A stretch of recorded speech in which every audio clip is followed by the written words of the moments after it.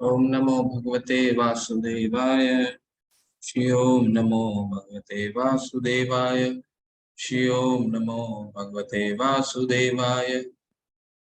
ओम अज्ञानतिमिरिनाथस्य ज्ञानाञ्जनशलाकया चक्षुरुन्मिलितं येन तस्मै श्रीगुरुवे नमः। श्रीचैतन्यमनोभीष्टं स्थापितं येन भूतले स्वयं रूपः कदा मह्यं ददाति स्वपदान्तिकम्।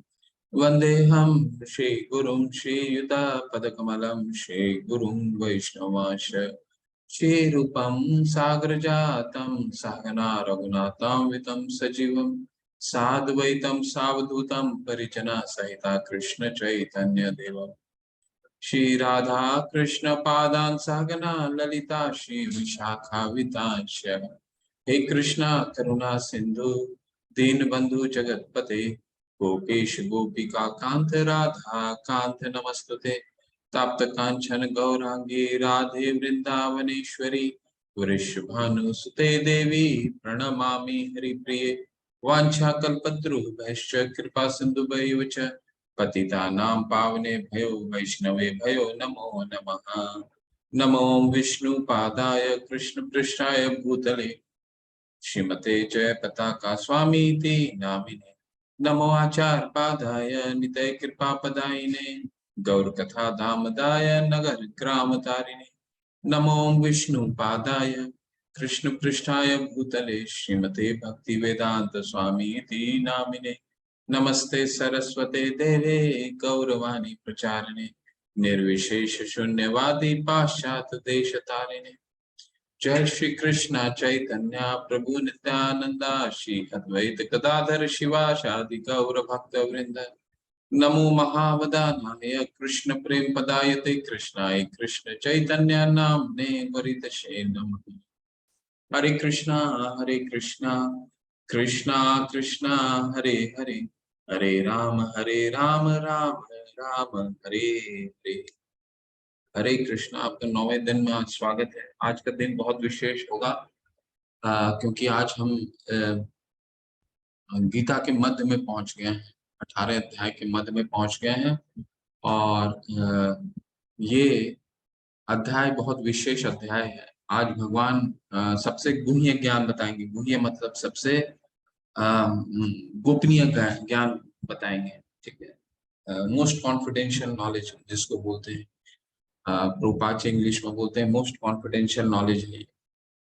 और हम पूरे जो 18 अध्याय पढ़ते हैं, 18 अध्याय का जो 7 से लेकर के 12 तक है वो सार तत्व है। पूरे गीता का सार तत्व है वो है 7 से लेकर के 12 तक। उसमें से भी उन 6 का भी सार तत्व है आपका 9वां अध्याय और कल का जो अध्याय हम ग्रहण करेंगे। तो इस अध्याय को कभी भी मिस मत कीजिएगा। और कल का दिन भी बहुत शुभ है, कल एकादशी है। तो आप लोग जो भी चैंटिंग करते हैं कृपया मंदिर के लिंक में आइए। आप लोग सारे लोग 5 बजे मंदिर का लिंक में है। बहुत अच्छा दिन है। चैंटिंग कीजिए। एक राउंड आप लोग इससे जितनी राउंड आप लोग करते हैं एक राउंड कीजिए सबके साथ, मंदिर के सभी भक्तों के साथ करें। और जिन्होंने स्टार्ट नहीं करा है वो कुछ माला जरूर आकर के मंदिर 5 बजे शुरू होता है हमारा, 5 से करीब 7 बजे तक रहता है। आप जितना जल्दी हो वो एक माला जरूर कीजिए। कल का दिन बहुत शुभ दिन होता है। और भगवान के 4 चीजों में सबसे एक चीज वो सबसे महत्वपूर्ण है, वो कहते हैं सबसे मनपसंद है, वो है एक एकादशी का दिन। ठीक है, 4 चीजें उन्हें बहुत पसंद है। वो और कभी चर्चा करेंगे उसमें। इससे एक दिन जो होता है वो एकादशी का दिन जो है उन्हें बहुत ही प्रिय है। तो भगवान के प्रिय दिन में तो आइए और चैंटिंग कीजिए, एक माला जरूर कीजिए। तो आज हम राज गुह्य ज्ञान का शुरू करने से पहले कल का थोड़ा सा अवलोकन करते हैं, ज्यादा अवलोकन नहीं करेंगे। तो क्योंकि आज का अध्याय में एक एक श्लोक, एक एक बहुत ध्यान से सुनिएगा।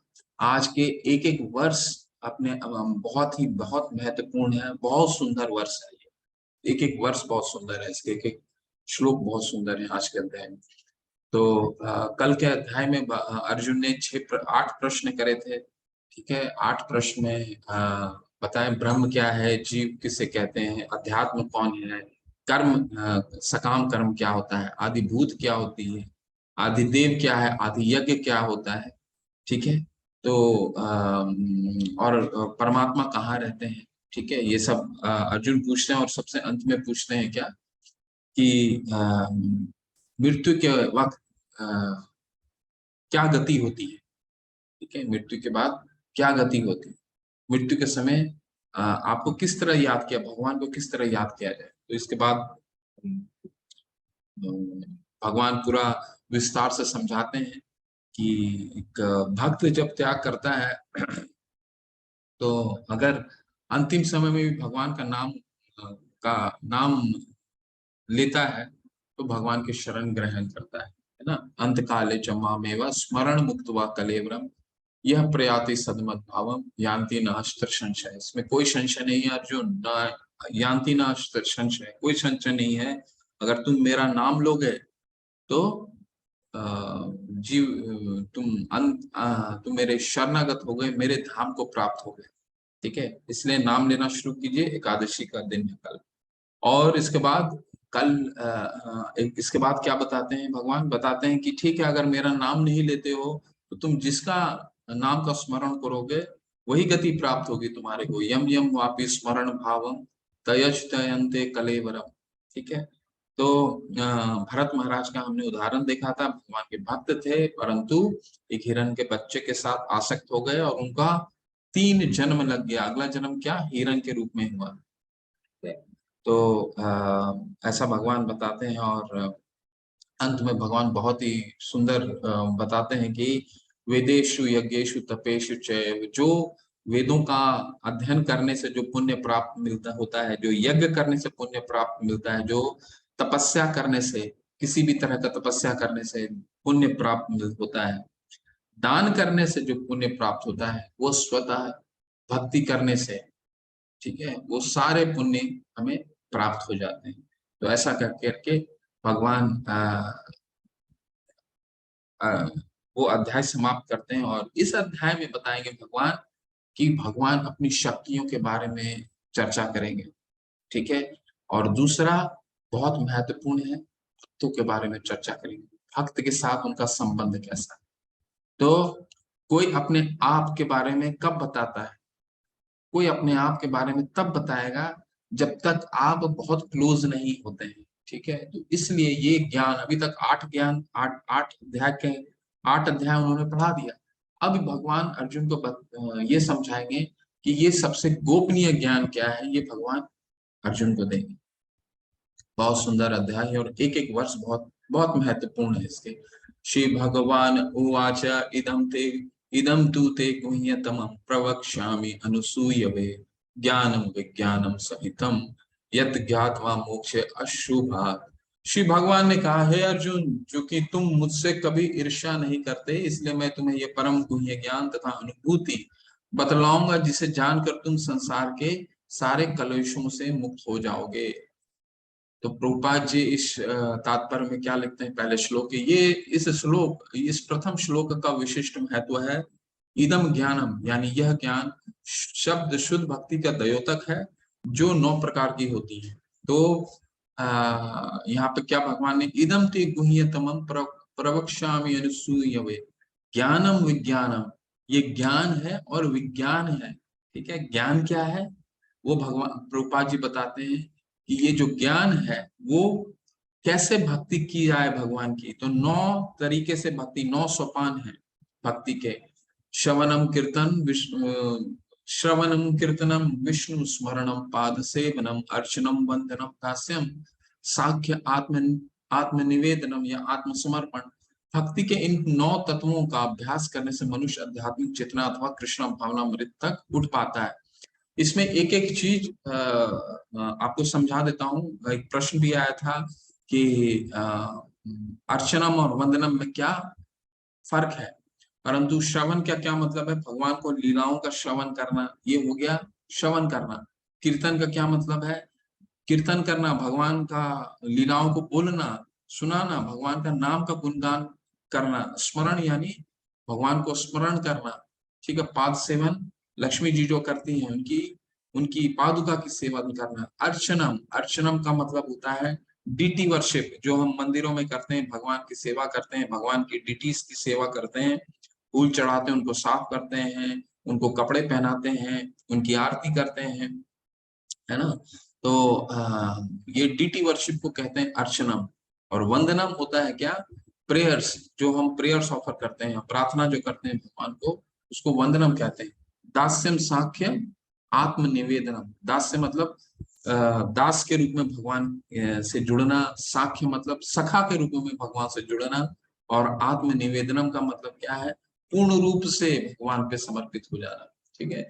भक्ति के इन 9 तत्वों का अभ्यास करने से मनुष्य आध्यात्मिक चेतना अथवा कृष्ण भावनामृत तक उठ पाता है। तो हम कोई भी सोपान को एक पकड़ सकते हैं। श्रवण, भगवान का सिर्फ श्रवण करने मात्र से, परीक्षित महाराज जो थे, शिवन सिर्फ और सिर्फ श्रवण करने मात्र से उनको भगवान का धाम की प्राप्ति हुई। इस श्लोक का अनुसूय वे शब्द भी अत्यंत महत्वपूर्ण है। बहुत शुद्ध विद्वान भी भगवत गीता के विषय में अशुद्ध व्याख्या करते हैं, क्योंकि वे कृष्ण के प्रति ईर्ष्या रखते हैं, अतः उनकी टीकाएं व्यर्थ होती हैं। केवल कृष्ण भक्तों द्वारा की गई टीकाएं ही प्रामाणिक हैं। कोई भी ऐसा व्यक्ति जो कृष्ण के प्रति ईर्ष्यालु है, न तो भगवत गीता की व्याख्या कर सकता है, न पूर्ण ज्ञान प्रदान कर सकता है। अतः ऐसी टीकाओं से सावधान रहना चाहिए। जो व्यक्ति बस यह समझते हैं कि कृष्ण भगवान है और शुद्ध तथा दिव्य पुरुष है, उसके लिए ये अध्याय लाभप्रद होगा। तो 2-3 चीजें और निकल के आती हैं ये पहले ही श्लोक में। भगवान क्या, प्रभुपाद जी हमें समझाते हैं ये ज्ञान कैसे लेना है, भगवान को किस तरह भक्ति करना है, वो है ज्ञान, ठीक है। और दूसरा, ये साइंस है, ज्ञान विज्ञान, ठीक है।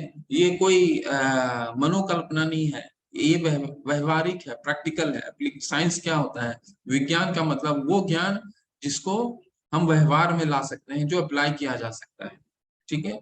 तो ये हो जाता है, तो ये ऐसा ज्ञान है जो व्यवहार में लाया जा सकता है। और यहाँ पे एक बहुत और अच्छा शब्द भगवान बता, अनुसूय वे। तो भगवान के ज्ञान को वही समझ सकता है जो भगवान से द्वेष नहीं करता है, ईर्ष्या नहीं करता है, ठीक है। तो और ये द्वेष नहीं करता है, वो कौन हो सकता है, भगवान का शुद्ध भक्त। तो प्रभुपाद जी बताते हैं कि हमें गीता का श्रवण कोई ऐसे मनोकल्पना वाले लोगों से, जिन्होंने अपने खुद ही स्वयं गीता का अपना, मैं ये मानता हूं, ये गीता का मैं अध्ययन किया, मेरा ये सोचना है, मेरा ये मानना है, ये क्या हो गया, मनोकल्पना। हम मान और सोच नहीं सकते। क्यों? क्योंकि हमारे में 4 दोष पाए जाते हैं। हमारी इंद्रियां पूर्ण होती हैं, हम गलतियां करते हैं, हम भ्रमित होते हैं, हमें धोखा देने की प्रवृत्ति होती है। इन 4 अवगुणों के साथ हम कैसे बोल सकते हैं कि ये मेरा मानना है और ये मेरा सोचना है, ठीक है। तो हमें क्या करना है, जैसे गुरु बताते हैं, जैसे आचार्य बताते हैं, उसको उसी तरह दोहराना है, ठीक है। तो और हम अपने अपने मनोकल्पना से कोई चीज को नहीं समझ सकते। हो सकते हैं हम में से कई लोग संस्कृत के विद्वान पंडित हों, बहुत हमारे वाच बहुत सुंदर हो, ठीक है, परंतु हम खुद से, हमारे व्याकरण बहुत अच्छे हो सकता है हम पढ़ के एक एक संधि विच्छेद कर लें, परंतु उसका भाव नहीं समझ पाएंगे। छोटा सा एक उदाहरण देता हूँ आपको। एक कथा है, एक मंदिर होता है, तो मंदिर का जो मैनेजमेंट होता है, प्रबंधन होता है, बहुत ही परेशान रहता है। क्यों? क्योंकि उनकी जो सीढ़ी होती है मंदिर की, उसके बाहर ही सारे भक्त जो है वो चप्पल छोड़ करके चले जाते हैं, तो सारा चप्पल और जूता जो है अस्त व्यस्त रहता है, समझे। तो कई भक्तों के चप्पल और जूते इधर उधर मिसप्लेस हो जाते हैं, तो वो उस तरह बहुत शोर करते हैं। तो मंदिर का प्रशासन क्या करता है, बोर्ड लगा देता है कि आप कृपया अपने जूते चप्पल को स्टैंड में रखा कीजिए, लेकिन कोई फिर भी नहीं सुनता, इम्प्लीमेंट ही नहीं हो पाता उनका। बड़ा परेशान रहता है मंदिर। तो फिर क्या करते हैं, वो 2 सिक्योरिटी गार्ड को लेकर के आते हैं और उनको बोलते हैं कि तुम्हारा ये काम है, यहाँ जो भी आएगा उसको बोलना है कि तुम जूता और चप्पल को अपने चप्पल स्टैंड में रख के आओ, तुम्हें और कुछ नहीं करना है। उनको क्या बोलना है, जूते और चप्पल को चप्पल स्टैंड में रख करके आओ। वो सिक्योरिटी गार्ड जो होते हैं वो समझ जाते हैं उन्हें क्या कार्य करना है, जिससे कहते हैं लेटर ऑफ लॉ। उन्हें कानून समझ जाते हैं, ठीक है। और इसके बाद से वो पूरा उसको व्यवहार में लाते हैं, और पूरा मंदिर बहुत प्रशासन ठीक हो जाता है, क्योंकि वहां कोई भी जूता चप्पल इसके बाद से नहीं मिलता, सारा जूता चप्पल स्टैंड में मिल जाता है। एक दिन क्या होता है, एक वृद्ध पति और पत्नी गृहस्थ जो हैं वो गाड़ी से आते हैं और देखते हैं कि चप्पल वाले जो स्टैंड है उसमें बहुत लंबी कतार लगी हुई है। तो वो क्या करते हैं, अपने जूते और चप्पल को गाड़ी में ही छोड़ देते हैं और गाड़ी में छोड़ करके मंदिर जाने लगते हैं। तो सिक्योरिटी गार्ड बोलता है, रुको रुको रुको रुको, तुम्हारा जूता चप्पल कहाँ है? तो बोला, ये जूता चप्पल जो स्टैंड है ना वो इतना लंबा है कि हमने जूता चप्पल अपनी गाड़ी में रख दिया है। ठीक है, तो बोला नहीं, मेरा मंदिर बोला है जूता चप्पल यहाँ लेके आओ और यहाँ से फिर चप्पल स्टैंड में लेकर के जाओ। बोला आप ऐसे क्यों बोल रहे हैं? आपका तो मुख्य उद्देश्य ये होना चाहिए कि यहाँ जूता चप्पल नहीं रहना है, लेकिन आप क्यों ऐसा मुझे बोल रहे हैं? नहीं, मेरा प्रबंधन ऐसे ही बोला है, जूता और चप्पल को यहाँ लेकर के आओ और चप्पल स्टैंड में ले। तो इतना अडिग हो जाते हैं उस सिक्योरिटी गार्ड, ये जूते चप्पल को फिर लाते हैं और फिर चप्पल स्टैंड में रखते हैं। मॉरल ऑफ द स्टोरी ये है कि हम हो सकता है व्याकरण हमारा बहुत अच्छा हो, पीएचडी किए हुए हो, परंतु हम अपने से, वो जैसे सिक्योरिटी गार्ड, उन्होंने लेटर ऑफ लॉ तो समझ लिया था, कानून समझ लिया था, लेकिन भाव नहीं समझा था। तो हम आचार्य क्या करते हैं, आचार्य हमें भाव समझाते हैं। ठीक है, हम अपने से हो सकता है पढ़ लें, बट आचार्य क्या करते हैं, हमें उसका भाव समझाते हैं, और वो सबसे महत्वपूर्ण है। ठीक है, तो अब ये जो ज्ञान है ये विशेष क्यों है? राज विद्या राजगुह्यम पवित्रमिदम उत्तमम प्रत्यक्षवागमम धर्म्यम सुसुखम कर्तुम अव्ययम। यह ज्ञान सब विद्याओं का राजा है, जो समस्त रहस्यों में सर्वाधिक गोपनीय है। यह परम शुद्ध है, और चूंकि यह आत्मा की प्रत्यक्ष अनुभूति कराने वाला है, यह धर्म का सिद्धांत है। यह अविनाशी और अत्यंत सुखपूर्वक संपन्न किया जाता है। तो ये ज्ञान क्यों गोपनीय है, गुह्य क्यों है? पहला, एक एक शब्द को सुनते हैं और समझने का प्रयास कीजिएगा। ये राज विद्या है। राज विद्या का क्या मतलब है? ये ज्ञान जो है सभी वेदों का सार है। पहले तो ने पहला दिन क्या पढ़ा था? सर्व उपनिषदों गावो दुग्धा गोपाल नंदनम। शंकराचार्य ने अपना गीत ने बताया था ना गीता के बारे में कि ये सभी का सार है, और उसका भी सार ये 9वां अध्याय है। तो ये राज विद्या, सभी विद्याओं का राजा है। ठीक है, ये अति गोपनीय है, राजगुह्य, अभी अति गोपनीय है। और क्या है, अगर हम इसको सुनते हैं तो ये हमें पवित्र करता है। पवित्रम इदम उत्तमम, पवित्र किस चीज में करता है? जैसे हमने आपको बताया था कि पाप होते हैं हमारे, पद्म पुराण के अनुसार। तो पाप के चार चार प्रोसेस होता है पाप का। ठीक है, उसको समझने का प्रयास मत कीजिए। सबसे पहला अप्रारब्ध होता है, और प्रारब्ध जो फ्रूटिफाई हो जाता है। तो ये ज्ञान इतना शुद्ध है, इतना पवित्र है कि प्रारब्ध स्टेज में ही हमारी पाप को काट देता है, हमें शुद्ध बना देता है। ये इतना शक्तिशाली ये अध्याय है। ठीक है, उत्तमम है, बहुत उत्तम है। ठीक है, आध्यात्मिक ज्ञान है, और ये आध्यात्मिक ज्ञान भौतिक ज्ञान की रूपी अंधकार से परे है। प्रत्यक्षवागमम है। प्रत्यक्षवागमम मतलब कि हमारे ये प्रत्यक्ष आत्मा और शरीर के बोध कराता है ये ज्ञान। धर्मयम सुसुखम कर्तुम अव्ययम, ये धर्म है। धर्म का क्या मतलब है, भगवान यहाँ बताएंगे कि भक्त के साथ उनका आदान प्रदान कैसे होता है, यही धर्म है। धर्म तो साक्षात भगवत भगवत प्रणीतम, यानी जो भगवान यहाँ बताएंगे कि भगवान भक्त उनके साथ कैसे आदान प्रदान करता है। ठीक है, वही धर्म है। सुसुखम और कर्तुम अव्ययम। सुसुखम है, बहुत सुख प्रदान करता है, बहुत सरल है। भगवान अपनी भक्ति करने की तरीकों के बताएंगे, और तरीके आप सुन लेंगे तो लगेगा भगवान ने अपनी भक्ति करने की विधि को कितना सरल से बताया है। लेकिन ये सरलता भी हम इसको पालन करने में बहुत ही हमें कष्ट होता है। ठीक है, बहुत सरल बताया, सुसुखम है। एक तो सुख प्रदान करता है, और सुखमय है, किसी भी अवस्था में ये हम कर सकते हैं, ठीक है। कोई गरीब कोई अमीर ऐसा कुछ नहीं है कि भगवान बोलते हैं हमें ये चाहिए। सुख सुखम है, बहुत सरल है और सुख प्रदान करता है, ठीक है। तो ये तरह का ज्ञान है। हे परम तप, जो लोग भक्ति में श्रद्धा नहीं रखते वे मुझे प्राप्त नहीं कर पाते, अतः वे इस भौतिक जगत में जन्म मृत्यु के मार्ग पर वापस आते रहते हैं। तो श्रद्धा बहुत महत्वपूर्ण है।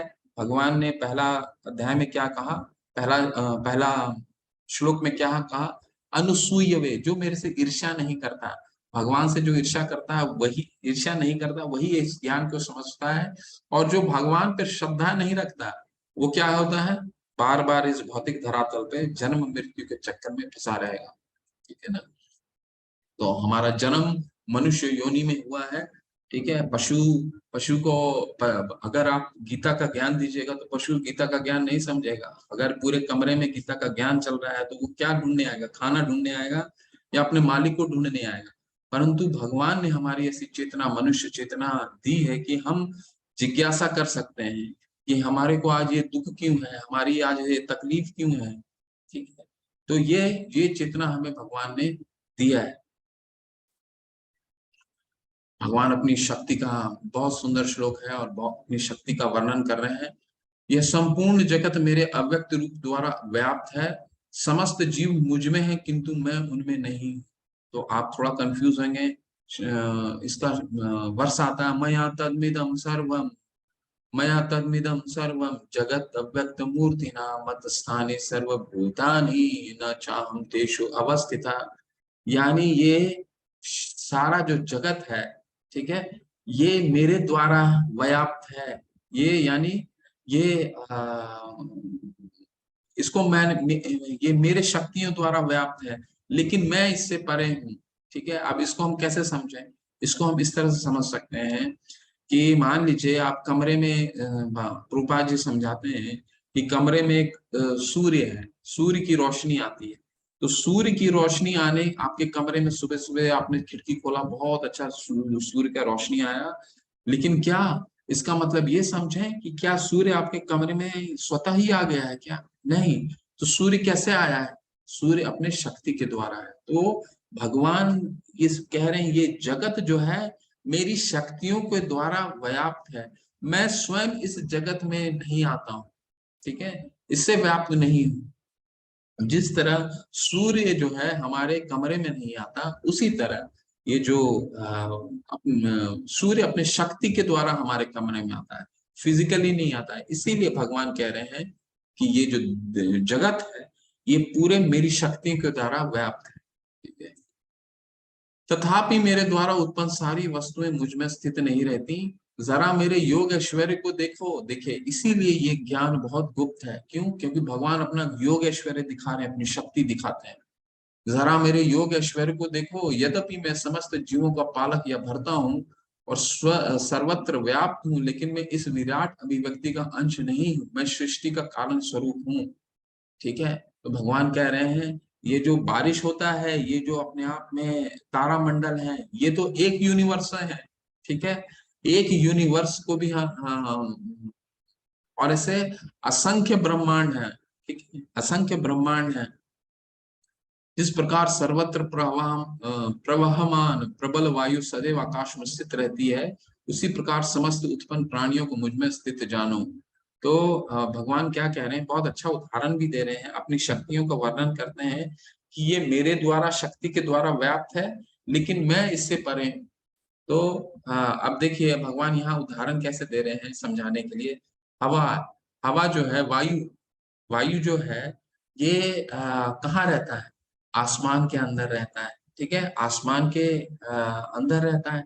लेकिन ये आसमान, वो आसमान पे डिपेंड नहीं करता, वो अपना स्वयं, उसकी अपनी वायु की अपनी शक्ति होती है।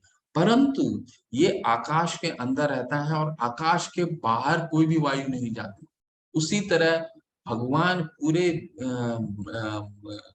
ब्रह्मांड में, ये भौतिक जगत और आध्यात्मिक जगत भगवान में ही व्याप्त है, सब स्वतंत्र है। भगवान की शक्तियों के द्वारा सब स्वतंत्र है, जैसे वायु स्वतंत्र होता है, परंतु ये भगवान से परे नहीं, ठीक है, भगवान सबसे परे है। संपूर्ण विराट जगत मेरे अधीन है, यही मेरी इच्छा से बारंबार स्वतः प्रकट होता रहता है और मेरी इच्छा से अंत में विनिष्ट हो जाता है। तो अम,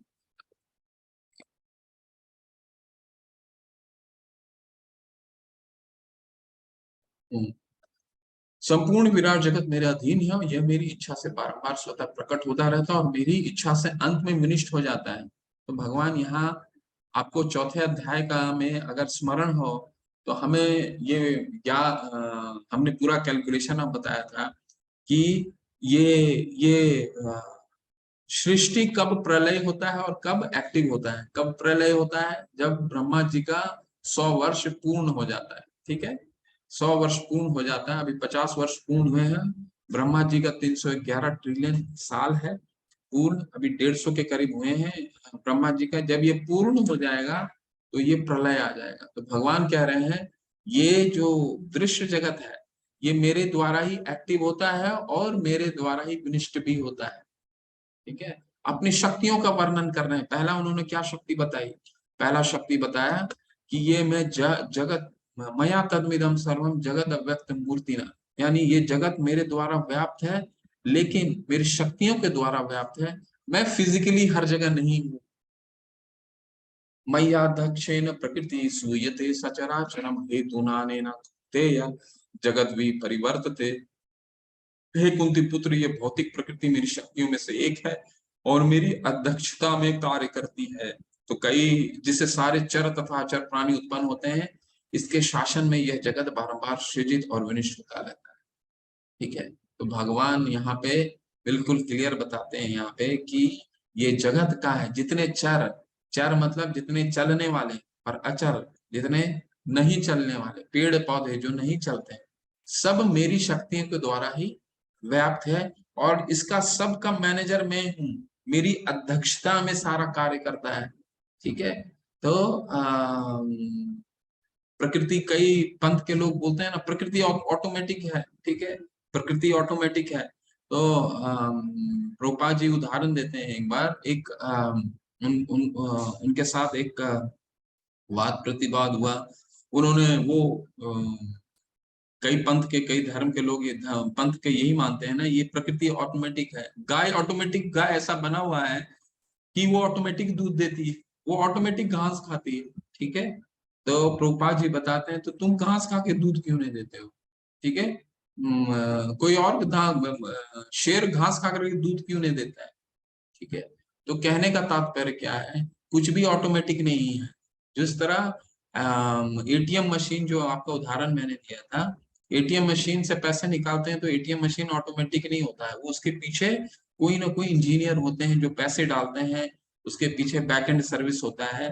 ठीक है, उसी तरह भगवान कह रहे हैं ये पूरी प्रकृति सृष्टि मेरी अध्यक्षता में कार्य करती है।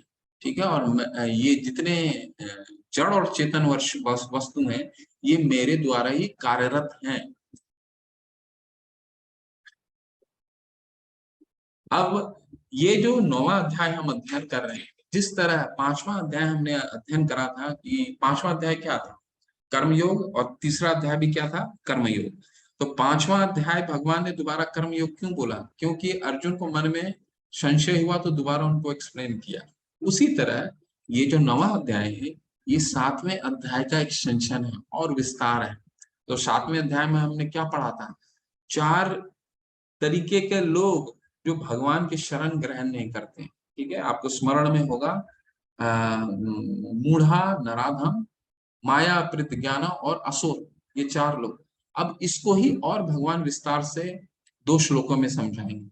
अब जानन्ति मां मूढ़ा मानुषिं तनुमाश्रितं परम भावम जानन्तो मम मम भूत महेश्वरम। जब मैं मनुष्य रूप में अवतरित होता हूँ तो मूर्ख मेरा उपहास करते हैं, वे मुझ परमेश्वर के दिव्य स्वभाव को नहीं जानते। ठीक है, तो शिशुपाल भगवान का कजन था, फिर भी भगवान कितना समझाते रह गए कि जब युधिष्ठिर महाराज की सभा में उन्होंने बोला कि तुम्हारी 100 गलतियां माफ हैं, फिर भी वो गलतियां करता रह गया, गलतियां करता रह गया, गलतियां करता रह गया और अंत में उसका, भगवान ने उसको, उसका वध किया। उसी तरह जो भगवान कह रहे हैं कि जो मनुष्य रूप में अवतरित होता हूँ, तो जो असुर होता है मेरे मुझे मूर्ख, जो मूर्ख होता है मेरा उपहास करता है। दुर्योधन भगवान का हमेशा उपहास करता है, ये ग्वाला माया भी ऐसा कह करके भगवान की उपहास करता था। भगवान ने अपना स्वयं का विराट रूप भी दिखाया जब संधि प्रस्तावना लेकर के गए थे, तो अपना विराट रूप भी उनको दिखाया था। परंतु और दुर्योधन तो असुर था, उनके पिता तो भक्त थे, लेकिन पुत्र मोह में इतने आसक्त हो गए कि वो जानते थे कि कृष्ण भगवान है, इसके बाद भी मूर्खतावश उनका उपहास करते रह गए और उनकी बातों को नहीं माना। तो वही भगवान कह रहे हैं, मूर्ख मुझे साधारण मनुष्य समझता है, मेरी लौकिक लीला को तो देखता है कि मैं मनुष्य जैसा कार्य करता हूँ, लेकिन पारलौकिक लीलाओं को नहीं समझ पाता। मैं गोवर्धन पर्वत उठाता हूँ 5 साल की उम्र में, ये नहीं समझ पाता। ठीक है, और जब नहीं समझ पाता तो उसकी गति क्या होती है? मोगाशा मोग कर्मानो मोग ज्ञान विचेत सा राक्षसीम आसुरीम जैव प्रकृति मोहिनी माशिता। जो लोग इस प्रकार मोहग्रस्त होते हैं वे आसुरी तथा नास्तिक विचारों के प्रति आकृष्ट रहते हैं। यह मोहग्रस्त अवस्था में उनकी मुक्ति आशा, उनके सकाम कर्म तथा ज्ञान का अनुशीलन सभी निष्फल हो जाता है। तो इसमें 3-4 चीजें आती हैं। अगर कोई भी ज्ञानी मुक्ति की आशा भी कर रहा है लेकिन भगवान को मायावी मानता है, ठीक है, वो बहुत ध्यान लगाया हुआ लेकिन भगवान को मायावी मानता है, चाहे वो कितना भी ज्ञानी हो, भगवान कहते हैं वो असुर है। ठीक है, और उसको अपने कोई भी कार्य में कोई सफलता नहीं मिलने वाली, ना ही उसको मुक्ति मिलेगा, ना ही उसको सकाम कर्म का फल मिलने वाला है। ठीक है, ये 2 श्लोकों में तो भगवान असुर का चर्चा की। अब भगवान भक्तों की चर्चा कर रहे हैं। अब यहाँ से सिर्फ भगवान भक्तों और भक्ति की चर्चा करेंगे, तो बहुत सुंदर आने वाला है श्लोक। तो भक्त की चर्चा क्या करते हैं, भक्त भगवान के साथ किस तरह व्यवहार करता है। महात्मा, जो हम भौतिक जीवन में महात्मा कई लोगों के लिए यूज करते हैं, तो भगवान यहाँ बताते हैं महात्मा का क्या परिभाषा है। महात्मानस्तु मां पार्था देवीं प्रकृतिमाश्रिता भजन्त अनन्य मनसो ज्ञात्वा भूतादिम अव्ययम्। हे पार्थ, मोह मुक्त महात्मा जन देवी प्रकृति के संरक्षण में रहते हैं। वे पूर्णतः भक्ति में निमग्न रहते हैं क्योंकि वे मुझे आदि तथा अविनाशी भगवान के रूप में जानते हैं। तो महात्मा कौन है? महात्मा वो है जो भगवान की देवी प्रकृति में स्थित रहता है। देवी प्रकृति कौन है? तो देवी कौन होती है? जो जो भक्ति की रक्षा करती हैं, वो कौन है? राधा रानी। इसीलिए हम कृष्ण जब हम महामंत्र बोलते हैं तो सबसे पहले हम क्या कहते हैं? हरे कृष्णा। हरे मतलब वो जिन्होंने भगवान के भी हृदय को हर लिया है। तो वो हरे कौन है? माँ राधा रानी। तो राधा रानी की कृपा से हम कृष्ण को प्राप्त करने का प्रयास करते हैं, इसलिए हरे कृष्णा, है ना। तो ये देवी जो है वो कौन है? राधा रानी है। तो राधा रानी के जो भक्त होते हैं, जो भगवान पे अनन्य पूर्ण पूर्ण रूप से भक्ति करते हैं, भगवान की निमग्न रहते हैं भगवान में, वो किसके आश्रय में कार्य करते हैं? वो राधा रानी की शक्ति से संचालित होते हैं। वो उनको प्रोटेक्ट करती हैं, वो उनको कभी भी विचलित और पथभ्रष्ट होने नहीं देती। ठीक है, एक बार भक्त भगवान का भक्त बन गया तो उसकी रक्षा कौन करती है? देवी प्रकृति यानी राधा रानी करती है। ठीक है, तो ये बहुत इसके बाद क्या कह रहे हैं भगवान कि ठीक है, अब वो क्या करता है और क्या कैरेक्टरिस्टिक है भक्त का?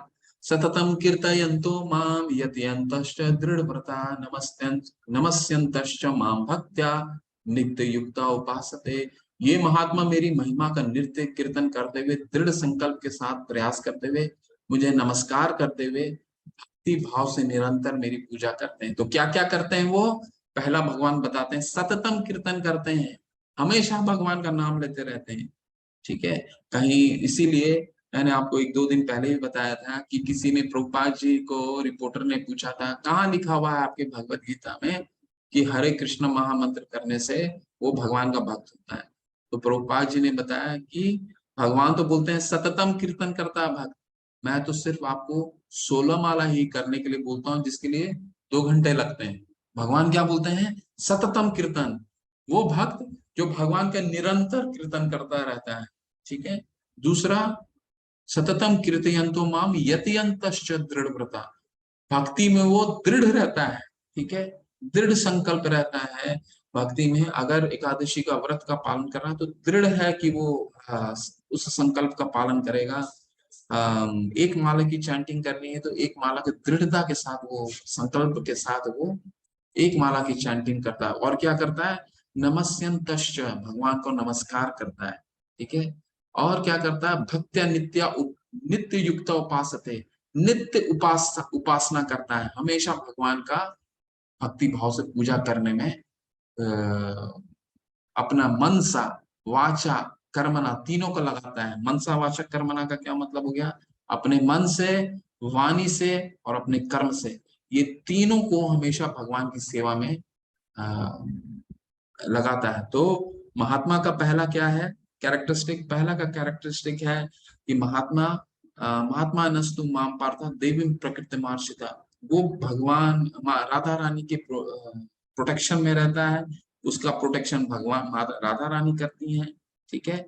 और क्या करता है? वो सततम कीर्तन करता है, हमेशा भगवान का नाम लेता है, भगवान को नमस्कार करता है, भगवान की भक्ति में दृढ़ रहता है, ठीक है। और नित्य युक्त उपासते, हमेशा नित्य भगवान की सेवा, भगवान की पूजा में लगा रहता है। कैसे लगा रहता है? मन से, वाचा से, कर्म से, ठीक है। तो ये भी बहुत सुंदर श्लोक है। पितामह से जगतो माता धाता पितामह, वेदम पवित्रम ओंकार ऋक् साम यजुरेव च। मैं इस ब्रह्मांड का पिता, माता, आश्रय तथा पितामह, मैं ज्ञेय या जानने योग्य, शुद्धि करता तथा ओंकार हूँ। मैं ऋग्वेद, सामवेद तथा यजुर्वेद भी हूँ। तो ऐसा क्यों कह रहे हैं भगवान? पहला क्या कह रहे हैं? पहला बता रहे हैं, पहला इस श्लोक के 2 भाग हैं। पितामह से जगतो माता धाता पितामह, मैं सभी का पिता हूँ, ठीक है। मेरे पिता कौन है? मेरे जो पिता हैं, उनके पिता, उनके पिता, उनके पिता, उनके पिता, सभी के भगवान ईश्वर परम कृष्णा सच्चिदानंद विग्रह अनादिरादिर गोविंद सर्व सर्व कारण कारणम, सभी कारणों के कारण है। तो भगवान सभी के पिता है। तो वही रूपा जी हमें बार बार समझाते हैं कि अगर ये श्लोक कोई समझ जाता है, जो भगवान कई जगह क्या है, अहम बीज प्रदत्त पिता बोले हैं, मैं सबका बीज प्रदत्त पिता हूँ, आगे बताएंगे। फिर अभी बोलते हैं मैं पिता, सबका पिता हूँ। अगर हम सबको पता चल जाता है कि भगवान कृष्ण ही सबके पिता हैं, तो हम सभी सब एक ही पिता के बच्चे हो गए ना।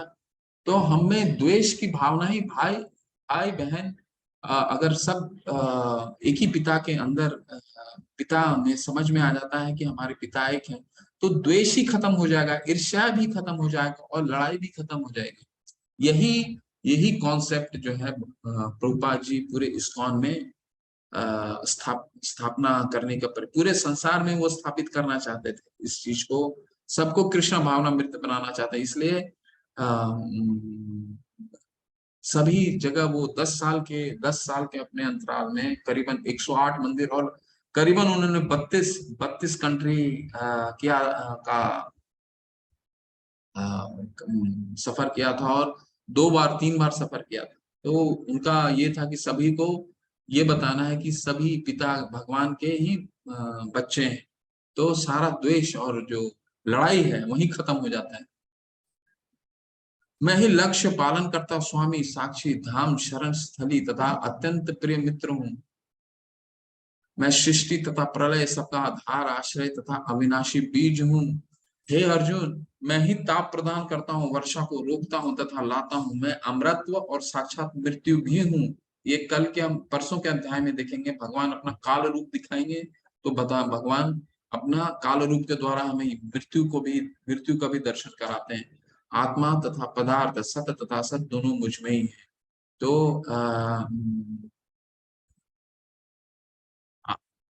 भगवान क्या कह रहे हैं? मैं सभी का आधार हूँ, मैं सभी का परम पिता हूँ।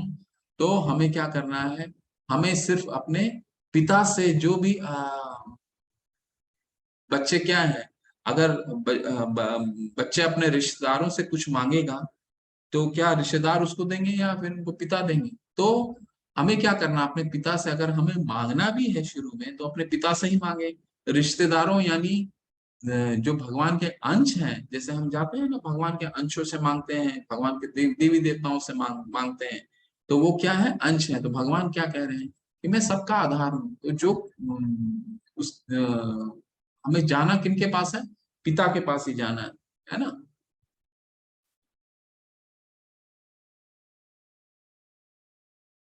अब ये देवता पूजन और मैंने आपको कल बताया था ना, कि कल या परसों बताया था ना कि स्वर्ग लोक में भी हम जाते हैं, स्वर्ग लोक में भी जिस जो पहुंचता है उसका भी एक अंत होता है। तो उसके बारे में भगवान बताते हैं, जो वेदों का अध्ययन करते तथा सोमरस का पान करते हैं वे स्वर्ग प्राप्ति की गवेषणा करते हुए अप्रत्यक्ष रूप से मेरी पूजा करते हैं।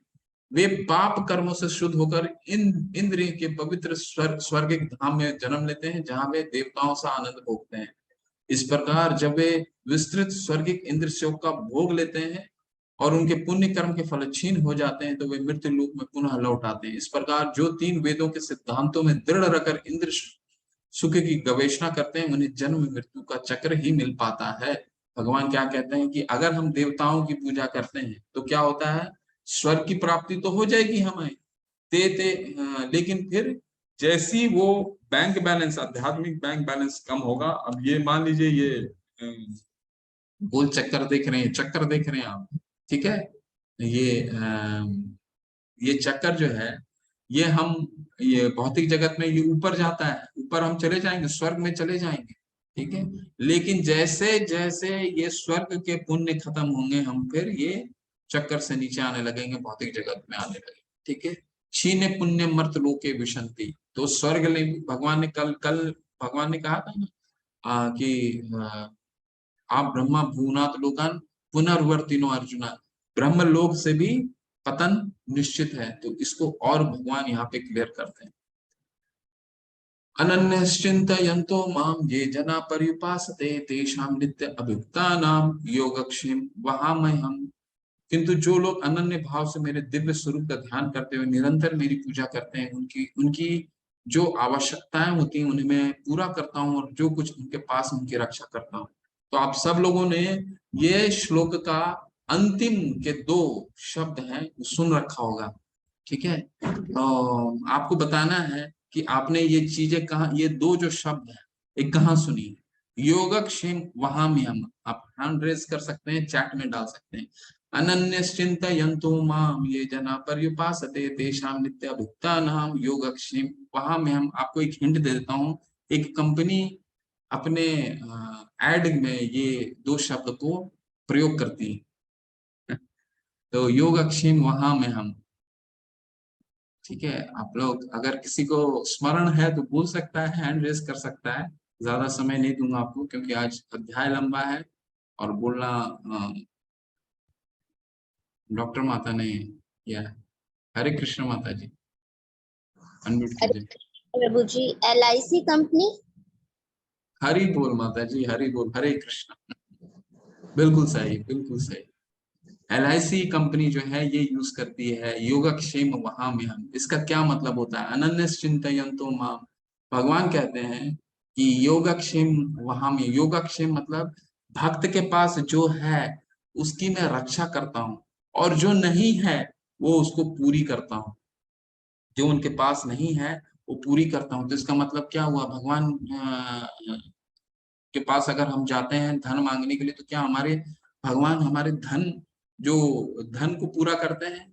नहीं। इसका मतलब ये होता है कि भक्त अगर भगवान के पास जाता है तो उसमें जो कमी है, अगर हमारी दृढ़ता है और भगवान के पास हम जाते हैं तो भगवान उसको पूरा करते हैं। वो जो गैप है वो कंप्लीट करते हैं। वो कैसे कंप्लीट करते हैं, वो कल के अध्याय 10 टेन 10:10 में पढ़ेंगे। भगवान बोलते हैं कि ददामी बुद्धि योगम तम, ये मैं आपको बुद्धि देता हूँ। तो हम सबको कभी कुछ भगवान के बारे में कहीं ना कहीं हमने सुना, कहीं ना कहीं हमें भगवान की जानने की इच्छा हुई, तब हम ये गीता सुनने के लिए एकत्रित हुए। तो आप सोचिए, ये बुद्धि किसी ना किसी स्तर में भगवान ने हमें ये ददामी बुद्धि योगम देते हैं, भगवान हमें ये बुद्धि देते हैं, ठीक है, कि हम उनके बारे में जानें, पर बशर्ते हम भगवान के प्रति श्रद्धा विकसित करें।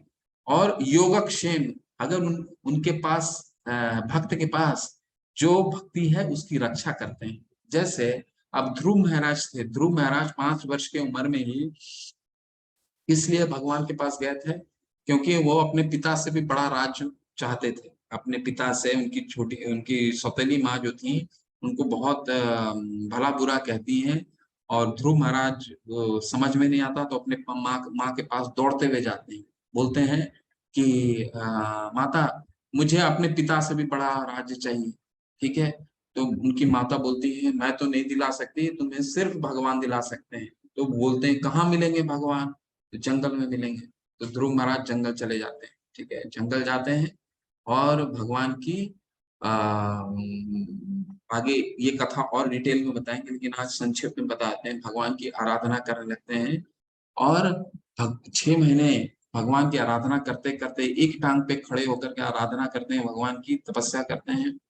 भगवान नारायण के रूप में दर्शन जब देते हैं तो वो क्या बोलते हैं, दर्शन जब देते हैं तो ध्रुव महाराज जिनकी इच्छा क्या थी, अपने अपने पिता से भी बड़ा राज्य मांगने की, अपने पिता से भी बड़ा राज्य, लेकिन भगवान को देख के बोलते हैं वो कि मैं तो मुझे हीरा मिल गया है और मैं कंकड़ का एक पत्थर की खोज करने निकला था।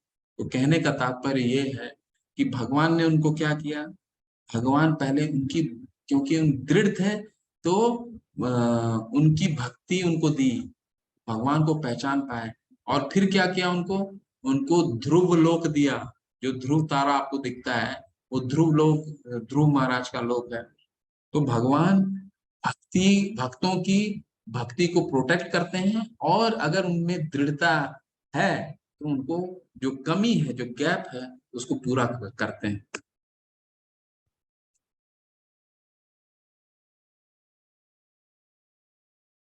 ये अपि अन्य देवता भक्ता यजन्ते श्रद्धा अन्विता ते अपि मामेव कुन्तेय यजन्ति अवधि पूर्वकम। हे कुंती पुत्र, जो लोग अन्य देवताओं के भक्त हैं और उनकी श्रद्धा पूर्वक पूजा करते हैं, वास्तव में वे मेरी पूजा करते हैं, किंतु वे त्रुटिपूर्ण ढंग से करते हैं। तो भगवान देवता पूजन के बारे में यहाँ फिर बताते हैं कि वो मेरे अंश हैं।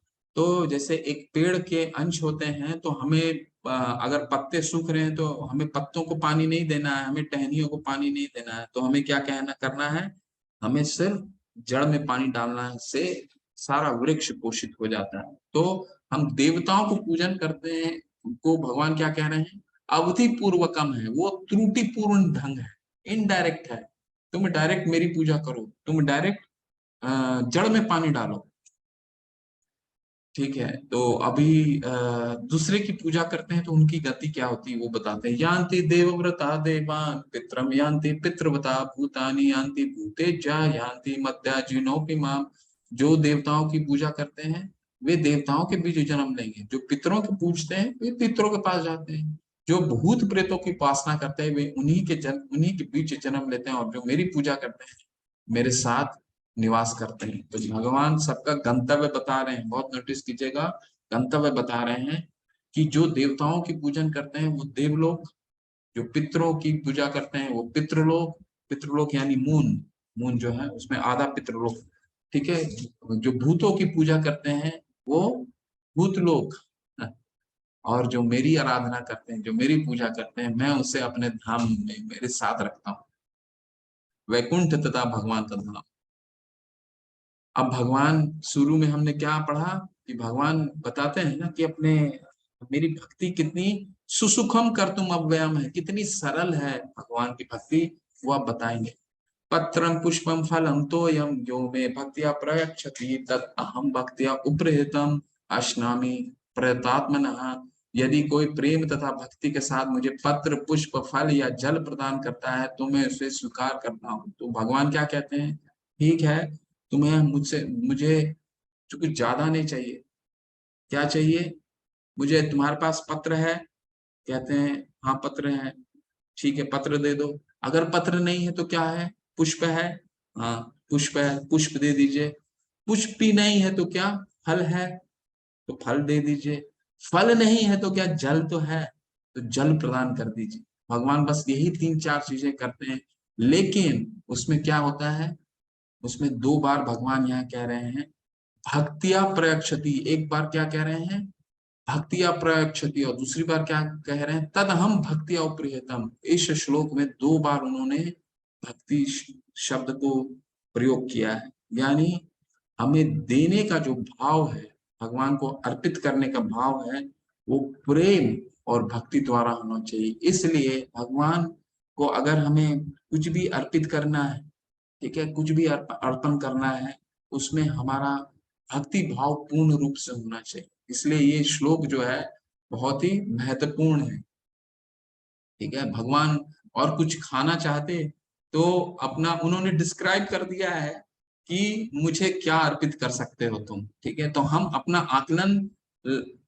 आकलन लगा ही नहीं सकते। भगवान को अगर बोलना रहता तो वो बोल देते ये भी मुझे अर्पित कर दो, ये भी अर्पित कर दो, ये भी अर्पित कर दो, ये भी अर्पित कर दो। भगवान ने क्या बोला, इन 4 चीजों में से कोई भी तुम अर्पित कर सकते हो, वो अर्पित करो और मुझे भक्ति पूर्वक मुझे अर्पित करो।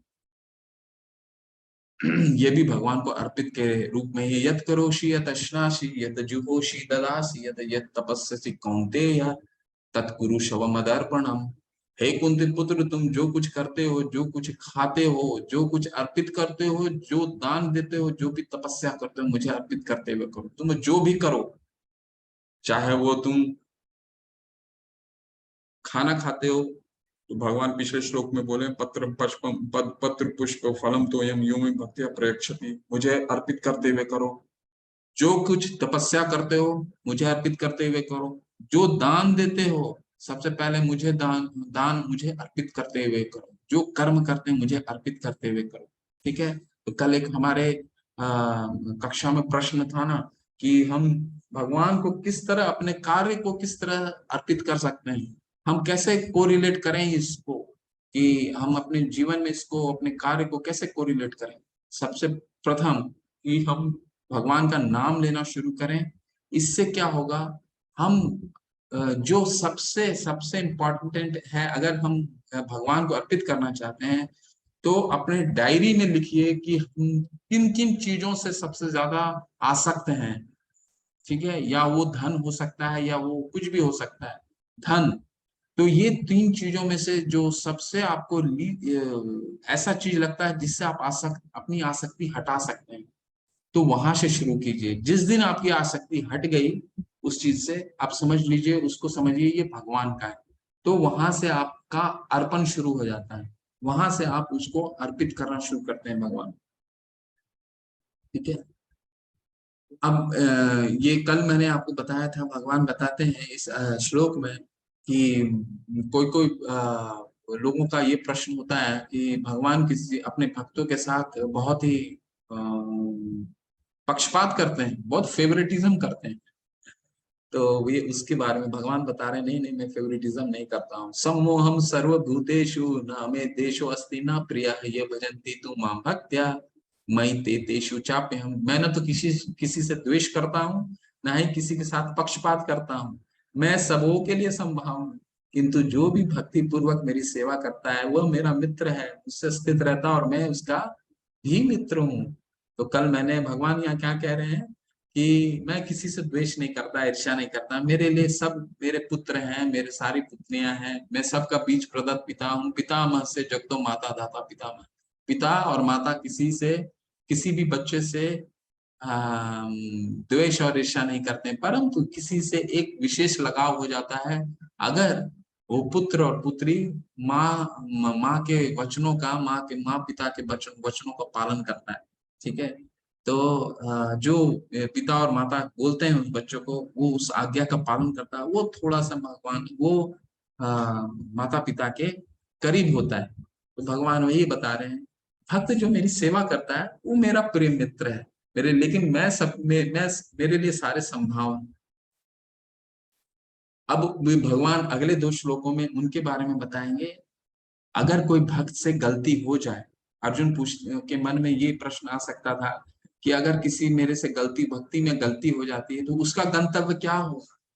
भगवान यहाँ कह रहे हैं अपि चेद सुदुराचारु भजते माम अनन्य भाग साधुरेव समन्तव्य समय व्यवस्थितो ही सहा। यदि कोई जघन्य से जघन्य कर्म करता है किंतु यदि वह भक्ति में रत रहता है तो उसे साधु मानना चाहिए, क्योंकि वह अपने संकल्प में अडिग रहता। तो भगवान कह रहे हैं कि अगर मेरी भक्ति से, देखिए दो तरह के कर्म कर्म होते हैं, कोई भी भक्त दो तरह के कर्म करता है, या एक तो भगवान के लिए कर्म करता है जिसको दिव्य कर्म बोलते हैं, और एक नित्य कर्म करता है। नित्य कर्म का क्या मतलब, अपनी जीविका उपार्जन के लिए कई कार्य करता है, ठीक है। उसमें उससे कई, अब भौतिक जगत में माया जो है वो इतनी तो प्रभावशाली तो होती ही है, तो उससे गलती अनजाने में हो जाता है। वैसे वो कोशिश करता है कोई गलती ना हो, परंतु गलती कभी कभी हो जाता है। अब जैसे प्रभुपाद जी जब बुक डिस्ट्रीब्यूशन होता था तो कभी कभी बुक डिस्ट्रीब्यूशन का दिसंबर का जब महीना आता है गीता मैराथन का, तो प्रभुपाद जी के दो शिष्य थे जो सिग्नल होती है गाड़ी की सिग्नल, वहां पे वो बुक डिस्ट्रीब्यूशन कर रहे थे, और उसी में थोड़ा सा कभी भी डिस्ट्रीब्यूशन में पुश हो जाता है ना कि ले ही लीजिए ले लीजिए ले लीजिए ले लीजिए। तो उसमें वो जो जिनको वो गीता देना चाह रहे थे, वो माता जी थोड़ा सा गुस्सा हो गई। उन्होंने प्रभुपाद जी को चिट्ठी लिख दिया कि भाई आपके जो भक्त हैं मेरे साथ जबरदस्ती गीता देने का कोशिश कर रहे थे। तो प्रभुपाद जी बताते हैं, ये श्लोक को कोट करते हैं, कोई बात नहीं, वो हो सकता है उनसे गलती हो गई हो, इस तरह का गलती हो सकता है, परंतु उनका भाव भक्ति का ही था। अपि चेद सुदुराचारु भजते माम अनन्य भाग। भगवान कहते हैं वो उसको साधु मानो, उससे अगर गलती भी हो गया तो उसे साधु मानो, ठीक है। प्रभुपाद जी कहते हैं कि जैसे चांद में धब्बा दिखता है लेकिन चांद से इसकी खूबसूरती कम नहीं होती, उसी तरह भक्त में कोई गलती हो सकता है, परंतु भक्त को साधु समझना चाहिए। इसके बाद का श्लोक भी बहुत सुंदर है। क्षिप्रम भवति धर्मात्मा शश्वत शांति निगच्छति कौन्तेय प्रति जाना ही न मे भक्त प्रणश्यति। वह तुरंत धर्मात्मा बन जाता है और स्थायी शांति को प्राप्त करता है। हे कुंती पुत्र, निडर होकर घोषणा कर दो कि मेरे भक्तों का कभी विनाश नहीं होता। भगवान कहते हैं कि मेरे भक्त, चाहे पहले तो बोला उन्होंने अपि चेत सुदुराचारु, उनका कभी वो मेरे उनको भक्त मानो, उनसे गलती भी हो गया तो वो साधु हैं। और फिर यहाँ क्या कह रहे हैं कि अर्जुन घोषणा कर दो, बिल्कुल बोल दो सबको कि मेरे भक्त का कभी भी पतन नहीं होता। भगवान अपने भक्त के पीछे कितना भक्त वत्सल है, कितने पीछे खड़े रहते हैं कि देखिए बोलते हैं कि भक्त तो मेरे जो भक्त हैं उनका विनाश नहीं होता है, ठीक है। भगवान स्वतः ही प्रोटेक्ट करते हैं अपने भक्तों को, ठीक है। लेकिन एक और बहुत महत्वपूर्ण चीज यहाँ ये बताते हैं, भगवान खुद भी तो बोल सकते हैं कि मैं घोषणा कर देता हूँ। वो क्या करते हैं, अपने भक्तों के द्वारा बुलवाते हैं, ठीक है। क्यों, क्योंकि कभी कभी भगवान अपने भक्त से जब प्रेम करते हैं तो अपने कभी कभी प्रोमिसेस को तोड़ देते हैं, है ना। तो कहते हैं कि अब जैसे महाभारत के युद्ध में भगवान ने तो शस्त्र नहीं उठाने का प्रण किया था, लेकिन जब भीष्म पितामह वीर रस में थे, वो भगवान को युद्ध के लिए बोल रहे थे, और उस रस को पूरा करने के लिए अर्जुन ये कृष्ण भगवान ने क्या किया, रथ का पहिया उठा करके पितामह के पास दौड़ते हुए गए। तो यहाँ पे क्या हुआ, भगवान ने क्या किया, पितामह जो उनके भक्त थे उनकी इच्छाओं को पूरी किया। भगवान पितामह क्या चाहते थे, पितामह चाहते थे कि भगवान वीर रस में मेरे साथ युद्ध करें, और भगवान ने उनकी इच्छाओं को पूरा करने के लिए वो चक्के का रथ का पहिया उठाया, परंतु उन्होंने अपनी प्रॉमिस भी तोड़ दी थी शस्त्र नहीं उठाने का, ठीक है। तो भगवान प्रॉमिस तोड़ते हैं अपने भक्तों के प्रेम में, लेकिन भगवान के भक्त कभी भगवान के प्रति प्रॉमिस नहीं तोड़ते। इसलिए बोलते हैं अर्जुन तुम बोल दो, मेरी बात को लोग हो सकता नहीं माने क्योंकि मैं तो प्रॉमिस तोड़ता हूँ, तुम बोल दो क्योंकि तुम तो भक्त हो मेरे, तुम्हारे को तुम्हारा सारे बात मानेंगे। माम ही पार्थ व भाषित्य ये अपसी पापयोनयः स्त्रियो वैश्यास्तथा शूद्रोस्ते अपि यान्ति पराम गतिम। हे पार्थ, जो लोग मेरी शरण ग्रहण करते हैं वे भले ही निम्न जन्म स्त्री वैश्य तथा शूद्र श्रमिक क्यों न हो, वे परम परम धाम को प्राप्त होते हैं करते हैं। तो भगवान यहाँ कह रहे हैं कि कोई मेरे कोई भी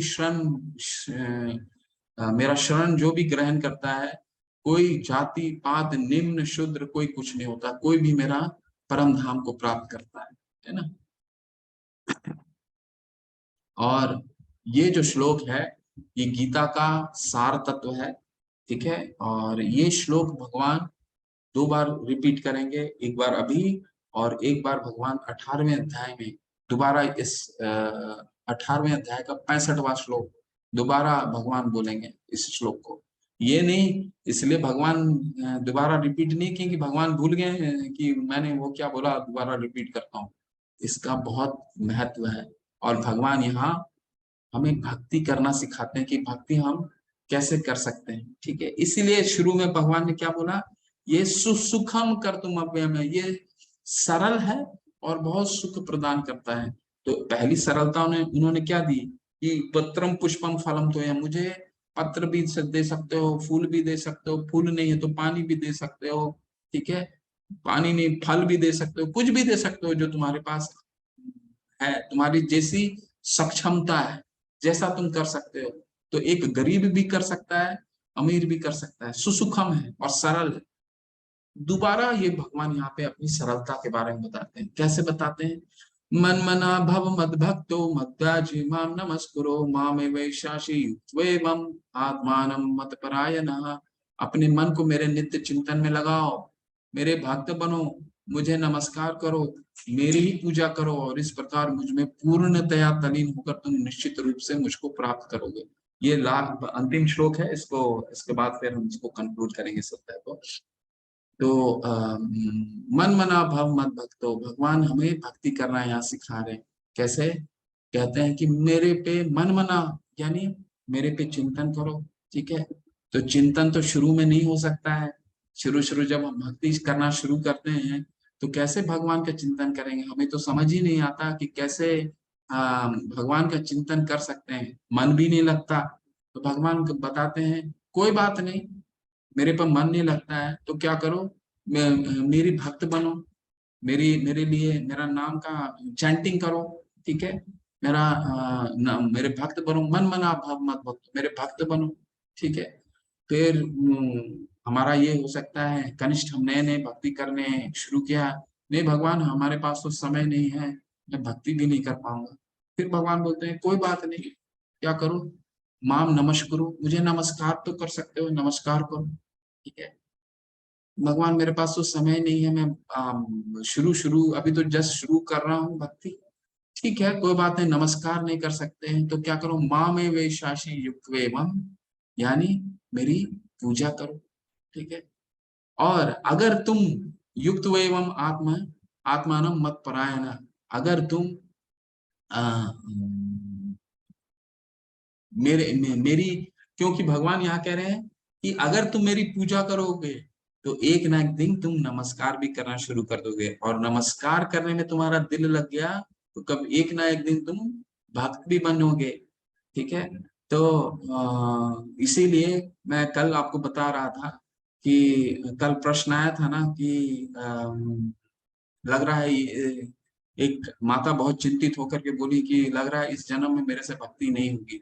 भगवान कितना पेशेंस से बता रहे हैं कि मेरी पूजा करो, पूजा नहीं कर पाते तो एक दिन पूजा करते करते एक दिन नमस्कार भी करने लगोगे, नमस्कार करते करते एक दिन भक्त भी बनोगे, भक्त बनते बनते एक दिन तुम मेरा चिंतन भी करने लगोगे। इसलिए कहते हैं मन मना भग मत भक्तो मद्याजी माम नमस्करो। इसलिए हमें क्या करना है, पेशेंस से लेना है हमें,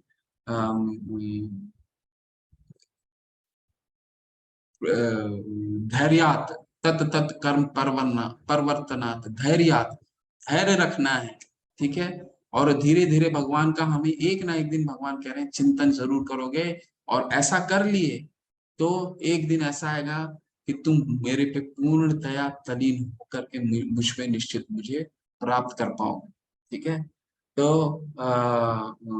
हमें क्या करना है कि अगर ये जो ज्ञान है सिर्फ हमें गुरु के द्वारा ही हम ले सकते हैं, क्योंकि चिंतन मन मना असुर भी करते हैं। ठीक है, तो उनके चिंतन और हमारे भक्त के चिंतन में रावण भी हमेशा भगवान राम का नाम लेता था, कंस भी हमेशा भगवान का कृष्ण का नाम लेता था। तो क्या वो चिंतन करना है? नहीं, वो आसुरी चिंतन है, वो असुर है। ठीक है, तो हमें क्या कैसे क्या चिंतन करना है? भगवान का भक्त के रूप में चिंतन करना। तो रूपा जी क्या कहते हैं, इस श्लोक से स्पष्ट है, अंतिम वाला श्लोक, इस श्लोक से स्पष्ट है कि इस भौतिक जगत से छुटकारा पाने का एकमात्र साधन है क्या है? कृष्ण भावनामृत, मन मना भव मत भक्तो मद्याजी माम नमस्करो। तो हम ये 4-5 चीजें करेंगे तभी भगवान कितने सरल से बताते हैं कि मेरे लिए क्या कर सकते हो, ये ही बस कर सकते हो, मेरे लिए चिंतन कर सकते हो। लेकिन कृष्ण तत्व को न जानने के कारण भाष्यकार कृष्ण को छिपाते हैं और उनके मन या शरीर से पृथक बताते हैं। यद्यपि यह कृष्ण तत्व के प्रति निरी अज्ञानता है, किंतु कुछ लोग जनता को भ्रमित करके धन कमाते हैं। तो हमें क्या करना है? गीता का जो ज्ञान है कभी धन कमाने के लिए इसको उपयोग नहीं करना है, नहीं तो वो क्या हो जाता है, वो पाप हो जाता है। ठीक है, हमें ये भगवान से जोड़ने के लिए इस ज्ञान को देना है। अतः मनुष्य को कृष्ण के आदि रूप में मन को स्थिर करना चाहिए। उसे अपने मन में यह दृढ़ विश्वास करके पूजा करने में प्रवृत्त होना चाहिए कि कृष्ण ही परम है। कृष्ण की पूजा के लिए भारत में हजारों मंदिर हैं जहां पर भक्ति का अभ्यास किया जाता है। जब अभ्यास हो रहा हो तो मनुष्य को चाहिए कि कृष्ण को नमस्कार करे, उसे अर्च विग्रह के समक्ष नतमस्तक होकर मनसा वाचा कर्मणा यानी मन से, वाणी से और कर्म से हर प्रकार से प्रवृत्त होना चाहिए। ठीक है, इससे यह कृष्ण भाव में पूर्णतया तल्लीन हो सकेगा, इससे वह कृष्ण लोक को जा सकेगा। उसे चाहिए कि कपटी भाष्यकारों के बहकावे में न आए।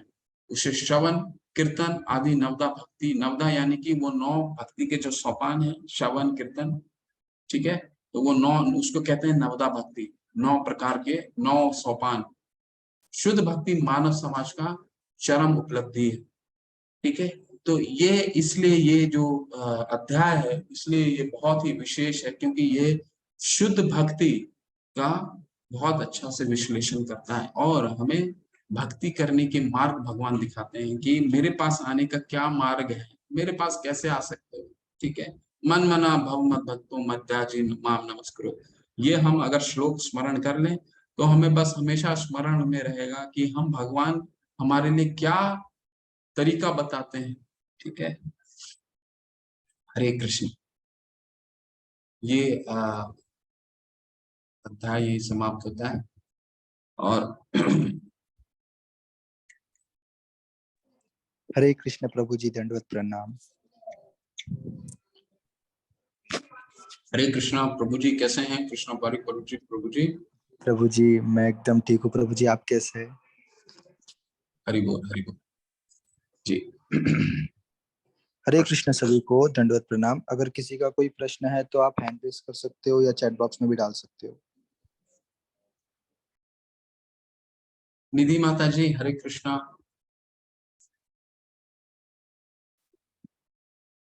हरे कृष्ण गुरुजी। हरे कृष्ण गुरुजी। हरे कृष्ण माता जी।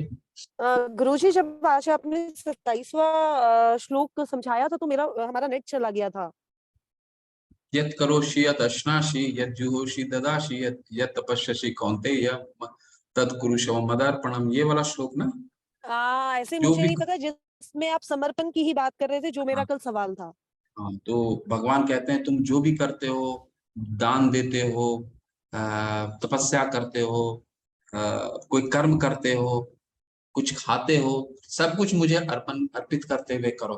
ठीक है, भगवान ऐसा बताते हैं। तो वही मैंने बताया था कि कल शायद आपका ही प्रश्न था कि किसी और का हाँ प्रश्न जी। था। नहीं मेरा ही था। अच्छा, आपका प्रश्न था कि मैं अब अपने रोजाना के कार्य में कैसे भगवान को जोड़ सकता हूँ।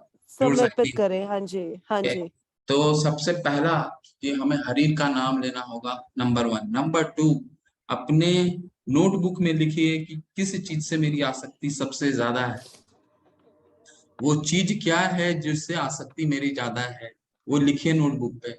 और उस पे एक चीज पे आप काम कीजिए जिससे आप आसक्ति कम करती जाएंगे। एकदम तो बंद नहीं हो सकता, चाहे वो धन हो या कुछ भी हो, जो मटेरियलिस्टिक चीजें हैं, ठीक है, हाँ जी। मटेरियलिस्टिक चीजें हैं, किस चीज पे आपकी आसक्ति ज्यादा है वो नोट कीजिए, डायरी में नोट कीजिए और उस पे काम कीजिए कि वो मुझे भगवान के लिए वो करना है, वो मैं अपनी आसक्ति उससे हटाऊंगी, ऐसा। तो उसके लिए धीरे धीरे धीरे, वो हो सकता है धन हो, कुछ भी हो सकता है, एनीथिंग। तो आप हाँ धीरे जी। धीरे उस पे काम कीजिए, तब आपको आइडिया, जब तक आप व्यवहार में नहीं लाएंगे तब तक हमें ये थ्योरी में रह जाएगा माता जी। तो इसको कुछ ना कुछ प्रैक्टिकल एप्लीकेशन के लिए हम अपनी भौतिक मटेरियल डिजायर्स को जब तक भगवान के तरफ नहीं मोड़ते हैं, तब तक वो आ, समर्पण नहीं हुआ, ठीक है। तो मटेरियल डिजायर के जगह हम भगवान को वो चीज अर्पित कर देते हैं, वो चीज, तो वो भगवान कह रहे हैं मेरे को अर्पित करते हुए करो, तो उसके फल को आप अर्पित कीजिए। तो मोस्ट मोस्ट डिजायरेबल थिंग को आप आसक्त कैसे आप अपनी कम कर सकते हैं, वो स्टेप बनाइए और धीरे धीरे उस पर काम कीजिए। अच्छा, जैसे एक छोटा सा एग्जाम्पल है, अगर हमारी आसक्ति खाने के प्रति है, एकादशी का व्रत कीजिए, एकादशी का व्रत पंडित धीरे जी, अब मतलब गुरु जी, अभी मेरे को पता नहीं क्यों थोड़ा सा घबराहट होती है एकादशी का व्रत लेने में। मैं पूर्णमासी के तो व्रत रखती हूँ, तो मैं नहीं अभी नहीं, मन बना रही हूँ कि मैं तब सोच रही हूँ कि एकादशी के शुरू करूँ, कि हाँ, पूर्णमासी के व्रत तो मैं रखती हूँ। एकादशी का व्रत एक आगे हम 16 अध्याय में पढ़े, 17वें अध्याय में पढ़ेंगे। अगर ये 2 दिन की आप उपवास करते हैं हाँ जी। तो सारे उपवास का फल मिल जाता है, हमें कोई उपवास करने की आवश्यकता नहीं है, ऐसा शास्त्र बताते। कोई शास्त्र नहीं, गीता में ही भगवान स्वयं बताते हैं, ठीक है। तो हाँ जी। एकादशी का व्रत पालन कीजिए, आप धीरे धीरे धीरे धीरे आपको फूड से आसक्ति कम होना शुरू हो जाएगा, आप प्रैक्टिकली इसको फील कर सकते हैं आप, अच्छा, क्योंकि जो खाने के आसक्ति, लिए हमारी आसक्ति होती है।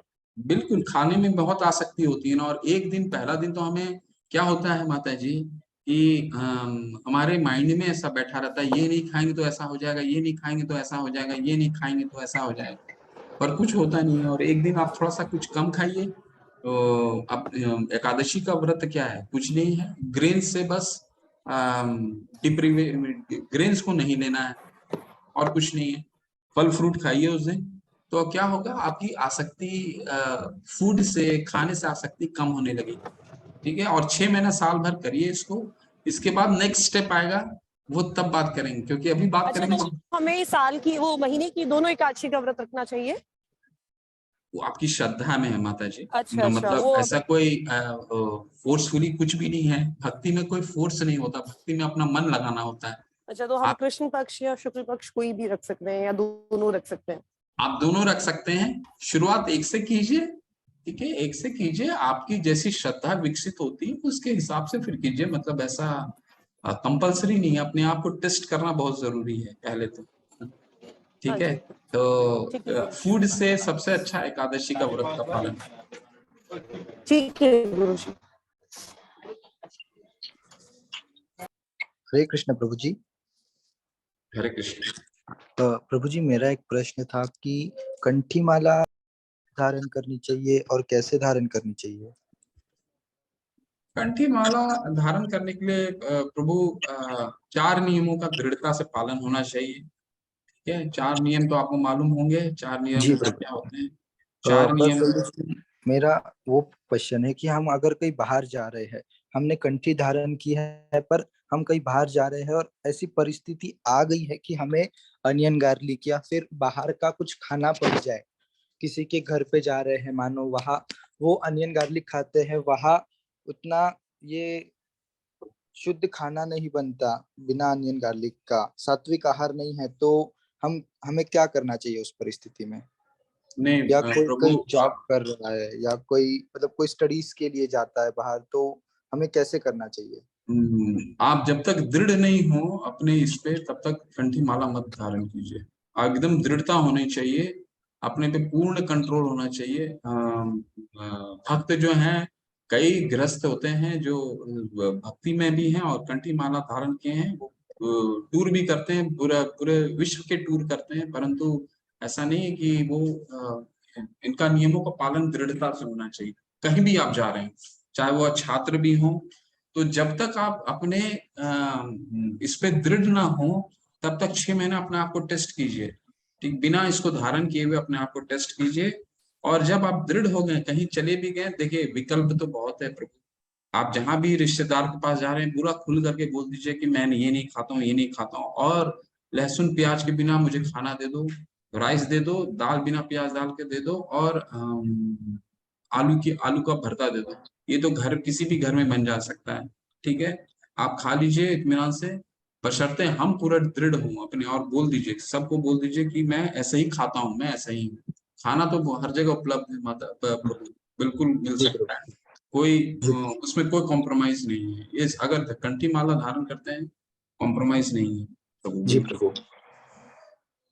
क्योंकि उसमें जी, फिर हम तुलसी महारानी के प्रति अपराध करते हैं। अपराध कर बैठते हैं। बिल्कुल। जी प्रभु जी, ठीक है।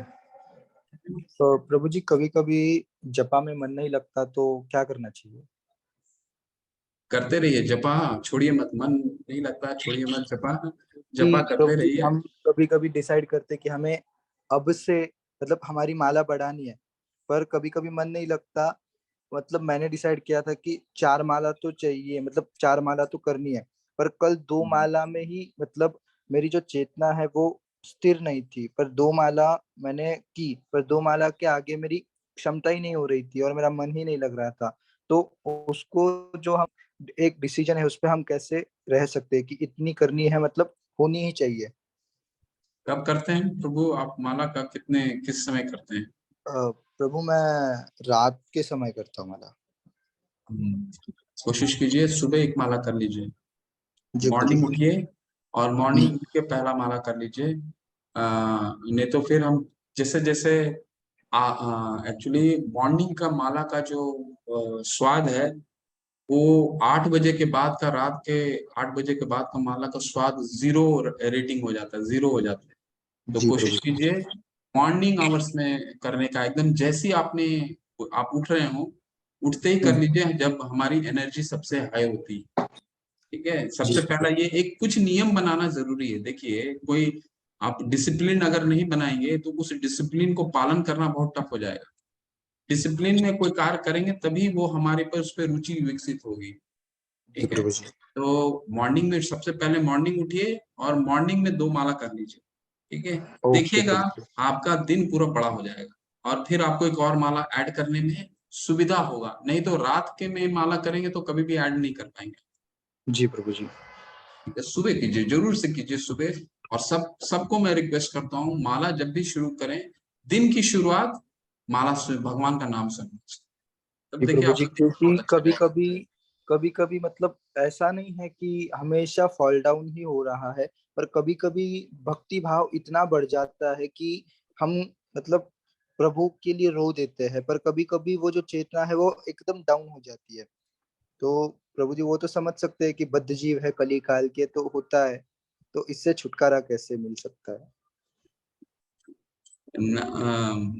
प्रभु देखिए, हम लोग सभी एक ही बोट में हैं, कोई थोड़ा ज्यादा थोड़ा कम है ऐसा नहीं है। तो जी प्रभु। मैं आपको बस एक ही आपको सॉल्यूशन दूंगा कि जब हम वैदिक भक्ति का नियम है, वैदिक भक्ति के नियम होते हैं, सुबह उठना, मंगल आरती करना, चैंटिंग करना, और भागवतम। देखिए, आचार्य बताते हैं 5 चीज जो है बहुत महत्वपूर्ण है।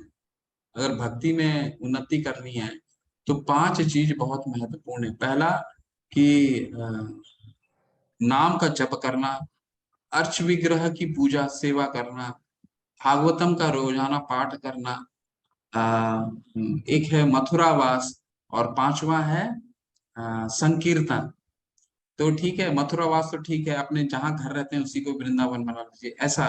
तो कहने का तात्पर्य ये है कि अगर हम इसमें से 3-4 चीज को भी डिसिप्लिन से फॉलो करें, जैसे मॉर्निंग में उठना, मंगल आरती करना, भागवतम का कक्षा करना, अगर ये इन चीजों का उसमें से एक या दो भी डिसिप्लिन से डेली फॉलो करें, देखिए ये एक दिन में नहीं विकसित हो सकता है। परंतु अगर हम वेदी भक्ति के नियमों का पालन करते करते करते करते करते करते करते करते भगवान में एक ना एक दिन हमारे पे राग उत्पन्न जरूर होता है। यही नियम ही है, ऐसे ही आचार्य भी बताते हैं कि जी प्रभु जी। अचानक एक दिन राग नहीं उत्पन्न होगा, एक दिन हमारे आंखों से भगवान के लिए आंसू नहीं निकल सकते, जब तक हम उन नियमों का पालन करते करते डेली वही चीज करते करते करते राग एक ना एक दिन उत्पन्न होगा। तो वैदिक भक्ति के नियमों का पालन करना बहुत जरूरी है, बहुत साधना बहुत जरूरी है। तपस्या और साधना बहुत आवश्यक है, बहुत आवश्यक है। बिना साधना के, साधना में कहीं कमी रहती, इसीलिए हमारा पतन भी होता है। तो साधना बहुत डिसिप्लिन के साथ होना चाहिए। जी प्रभु जी।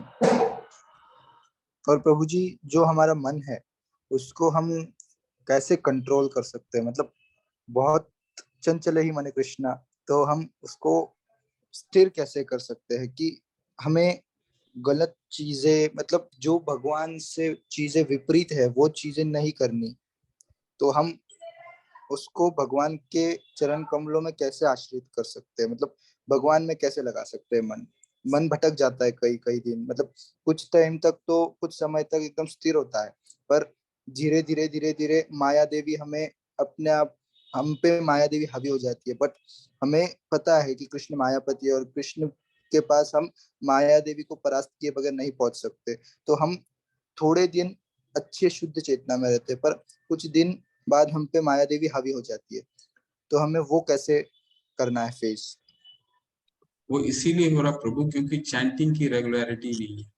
चैंटिंग आप रेगुलर कीजिए, नाम में रुचि विकसित होगा, तो ये धीरे धीरे आपका मन खुद स्थिर होने लगेगा। जी प्रभु जी। ठीक है, इसका और मात्र सिर्फ एक ही सॉल्यूशन है, चैंटिंग। इसलिए कल का दिन 5 बजे उठिए और सबसे पहला आपको कल से शुरू करें। अगर दृढ़ होना है तो कल से शुरू कीजिए। कल एकादशी का दिन है, बहुत सुंदर दिन है। 5 बजे से व्रत होता है, ये जप होता है। एंड पूरे मंदिर के साथ जुड़िए और जितना भी जप कर सकते, 2 जप कीजिए, 3 जप कीजिए, जितनी आपकी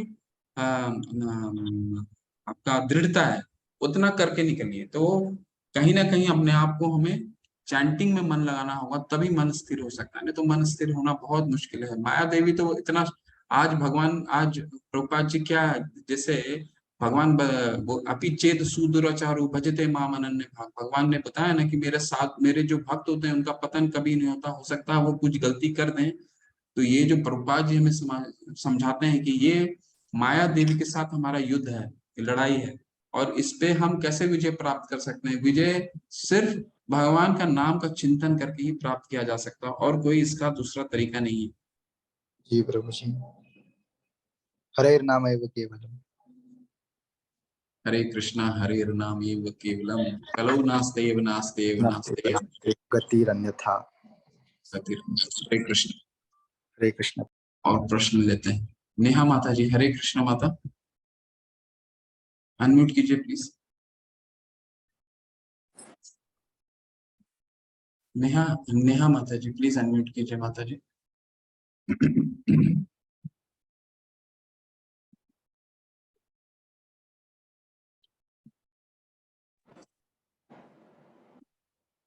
नेहा माता जी, हरे आप कृष्ण प्रभु जी। हरे कृष्ण माता जी, बोलिए प्लीज। सभी को हरे कृष्ण।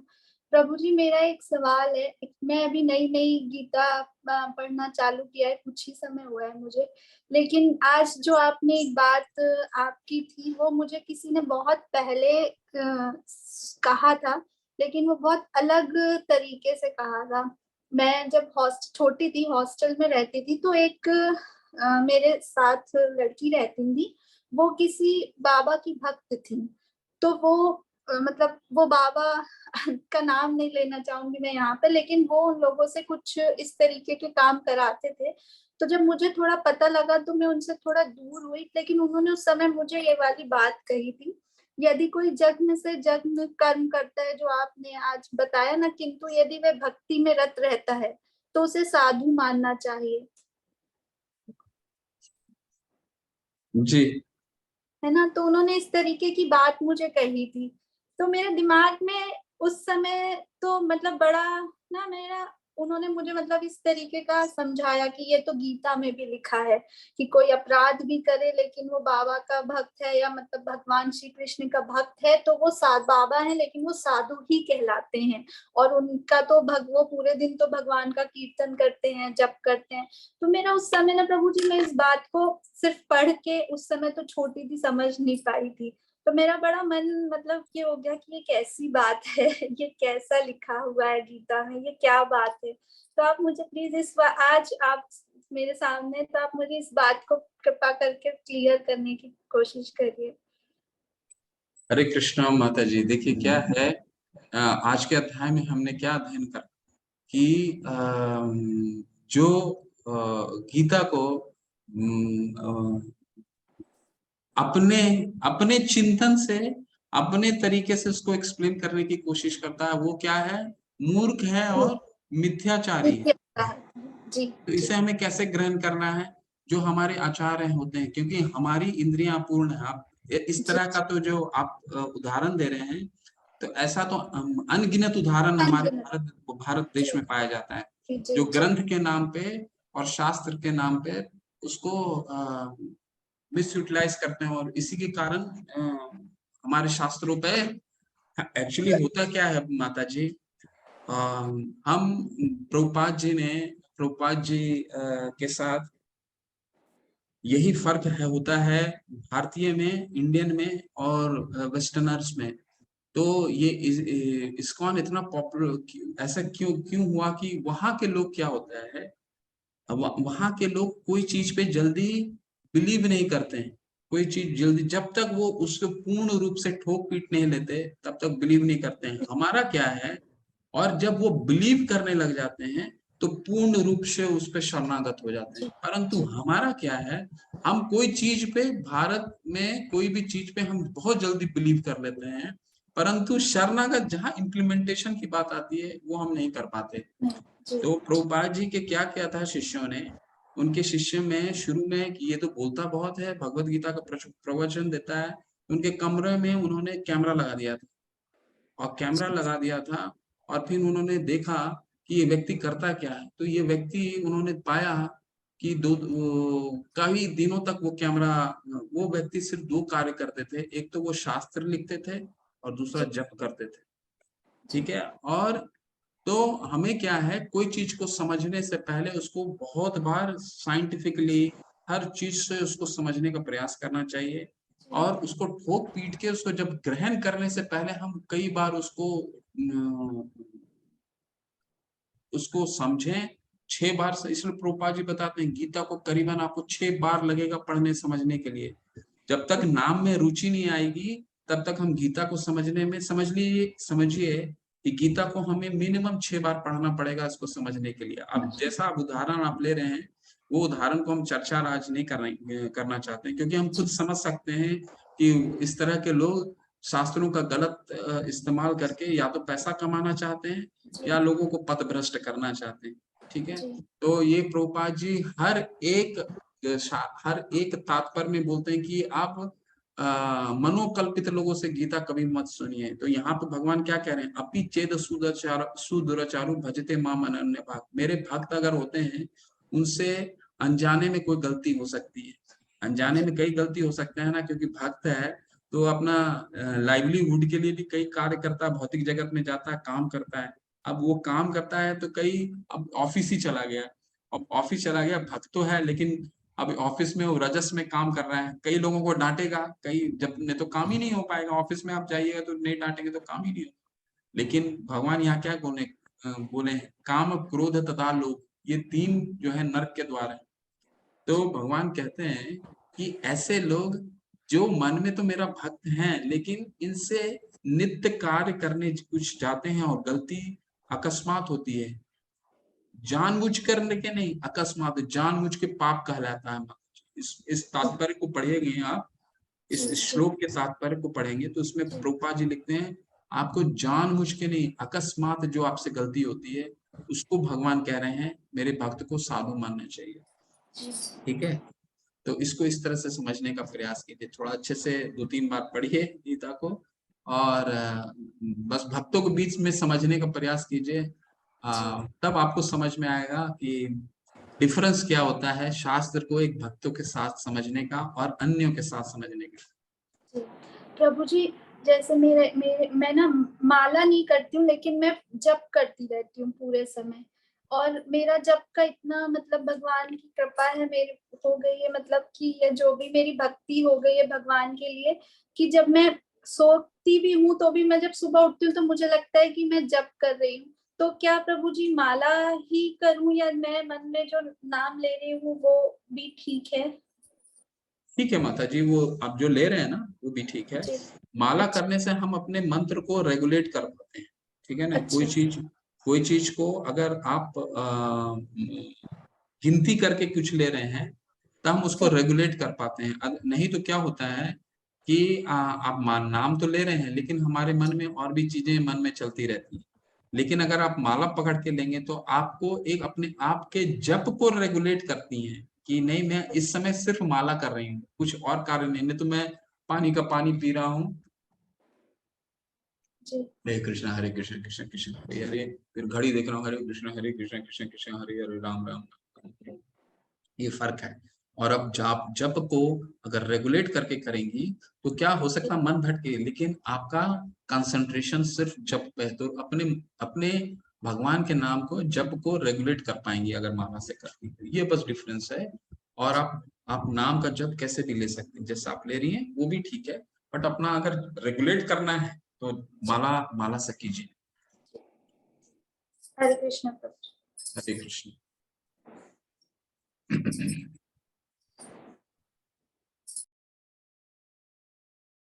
रिया माता जी, हरे कृष्णा। दो रिया हैं। रिया माता जी आप पूछिए। हरे कृष्णा प्रभु जी। हरे कृष्णा माता जी। प्रभु जी, आपने जो आज चैप्टर में एक चीज समझाई थी कि भगवान को पूजना और देवताओं को पूजना दोनों अलग है। मतलब आप अगर भूत को पूजते हो तो भूत लोक में जाते हो, देवताओं को पूजते हो तो पितृलोक में जाते हो। तो प्रभु जी मेरा इसमें एक सवाल है कि जैसे क्या मतलब मैंने गांव में देखा है कि जैसे किसान लोग हैं मनसा देवी की पूजा करते हैं, बरसात के लिए इंद्रदेव की पूजा करते हैं। इवन जो श्री कृष्ण जी ने जो गोवर्धन पर्वत उठाया है, भक्त गोवर्धन पर्वत की परिक्रमा करते हैं, उसकी भी पूजा करते हैं। तो वहां पे भगवान और देवता को हम कैसे सेपरेट कर रहे हैं, और हमारी श्रद्धा अगर किसी देव के लिए तो वो भगवान तक इनडायरेक्ट क्यों है, डायरेक्ट क्यों नहीं है? जी, प्रश्न क्या है माता जी, आप प्रश्न पूछिए कि इसको सेपरेट कैसे करें। नहीं मतलब ये सेपरेट है क्यों? नहीं सेपरेट नहीं है माता जी। भगवान यहाँ क्या कह रहे हैं कि जो देवता गण हैं वो मेरे अंश हैं, ठीक है। अब जैसे आपको आपका शरीर है, शरीर में आपको पोषण अंगुली को भी देना है, आपके जीवा को भी देना है, आपके आंख को भी देना है, आपके कान को भी देना, सबको पोषण देना है। तो हम खाना कहाँ देते हैं, अपने उदर में देते हैं ना। उदर में देते ही, अपने स्टमक में देते ही वो पोषण पूरे शरीर में हमारे को दे देता है, करेक्ट। तो कहने का क्या तात्पर्य है कि अगर हम भगवान की पूजा करते हैं तो देवताओं की पूजा स्वतः हो जाती है, उनको पोषण स्वतः चल जाता है। अगर उधर में हम भोजन डाल देते हैं तो सारा भोजन का जो पोषण है सब पूरे शरीर में फैल जाता है। तो अगर देवताओं के प्रति आराधना करते हैं कोई बात नहीं, श्रद्धा है करिए श्रद्धा, लेकिन भगवान को पूजना बहुत आवश्यक है। क्योंकि अगर देवता को आप हनुमान जी को मान लीजिए पूछते हैं और राम जी को आप नहीं पूछते हैं तो क्या हनुमान जी प्रसन्न होंगे?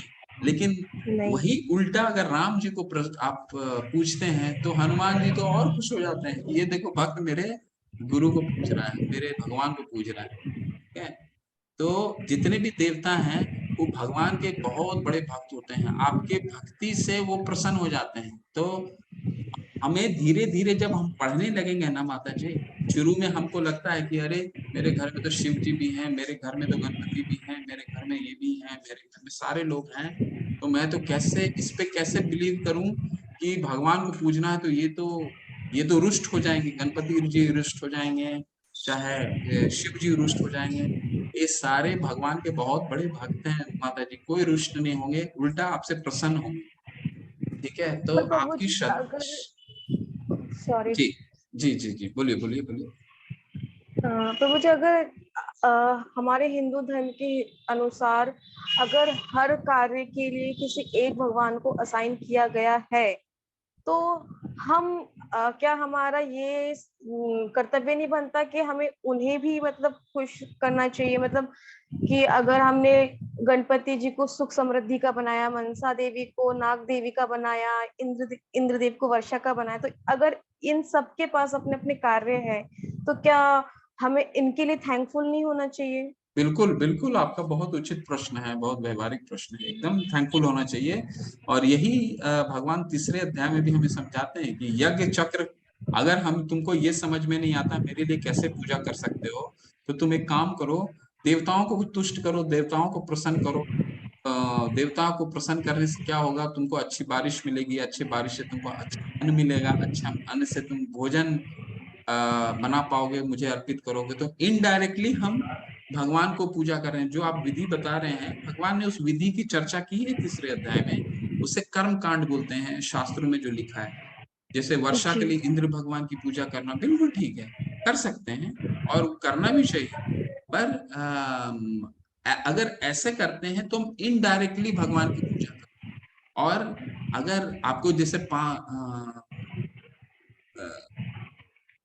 अगर हम भगवान की पूजा करते हैं, तो ये सारे सारे जो यज्ञ हैं, सारे स्वतः ही पूरित हो जाते हैं, अपने आप ही फुलफिल हो जाते हैं। अगर हमारी श्रद्धा भी भगवान पे नहीं विकसित हुई है, तो हम भगवान कह रहे हैं ये भी कर सकते हो, तुम कर्म कांड भी कर सकते हो, लेकिन अगर मुझे पूछते हो तो ये लोग अपने आप ही प्रसन्न हो जाते हैं। तो आपका जो कथन है कि इंद्र भगवान को क्यों नहीं पूजें, पूछ सकते हैं माता जी। और इस विषय का चर्चा भी भगवान ने तीसरे अध्याय में करा है कि अगर तुम मेरे लिए पहले कर्म नहीं कर सकते हो तो इनको तुष्ट करो, वायु देव को तुष्ट करो, इंद्र देव को तुष्ट करो, तो वो कोई गलत नहीं है, वो भी ठीक है। परंतु अगर मेरे तुष्टि करोगे तो ये तो स्वतः ही सारे तुष्ट हो जाएंगे, ऐसा कहते हैं। ठीक है, तो ये प्रभु एक जी, नॉच ऊपर है, एक ऊपर चले जाते हैं। प्रभु जी ये जो डायरेक्ट भगवान को पूजना है, इससे मेरा एक सवाल और भी है कि बोलिए। जैसे कि हर युग में एक भगवान थे, सतयुग, त्रेता युग, द्वापर युग, हर युग में हर एक भगवान का अवतार था। तो जिस युग में जो भी थे, जैसे त्रेता युग में सबने राम को पूजा, किसी कोई कृष्ण नहीं जानता था, द्वापर युग में कृष्ण को पूजा क्योंकि उस टाइम पे उनके चमत्कार थे, सतयुग में नारायण थे। तो प्रभु जी जैसे हम अब ये कलयुग है, कलयुग चल रहा है, तो क्या हमें युग के हिसाब से भगवान को नहीं पूजना चाहिए? नहीं नहीं, आप किसी भी अवतार में भगवान को पूज सकते हैं, सारे भगवान हैं। आपको अगर राम, भगवान राम पर श्रद्धा है, आप राम को पूजिए। भगवान नरसिंह में श्रद्धा है, नरसिंह को पूजिए। भगवान विष्णु पे श्रद्धा है, विष्णु को पूजिए। भगवान कृष्ण में श्रद्धा है, कृष्ण को पूजिए। पर कृष्ण विशेष क्यों है, क्योंकि आपको एक उदाहरण से, भौतिक एग्जाम्पल से देता हूँ।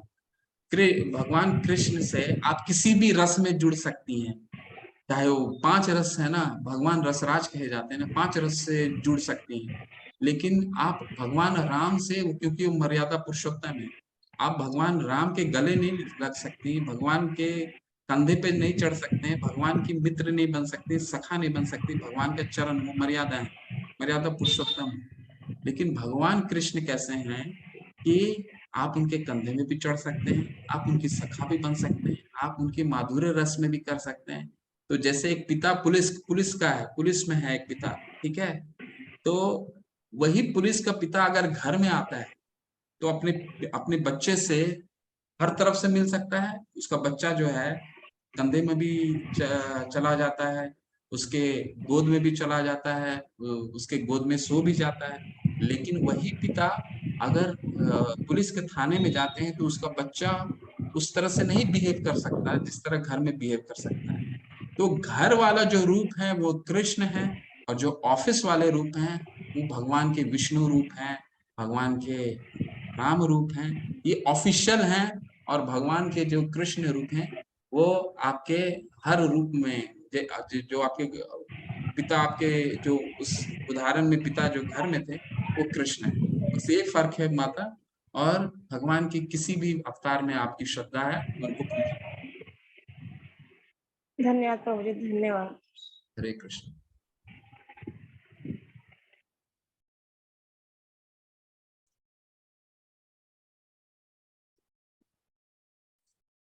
और रिया माता जी, RIY रिया माता जी आप अनम्यूट कीजिए, इसके बाद डॉक्टर प्रीति मिश्रा कर लेते हैं प्रश्न। रिया माता जी अनम्यूट कीजिए।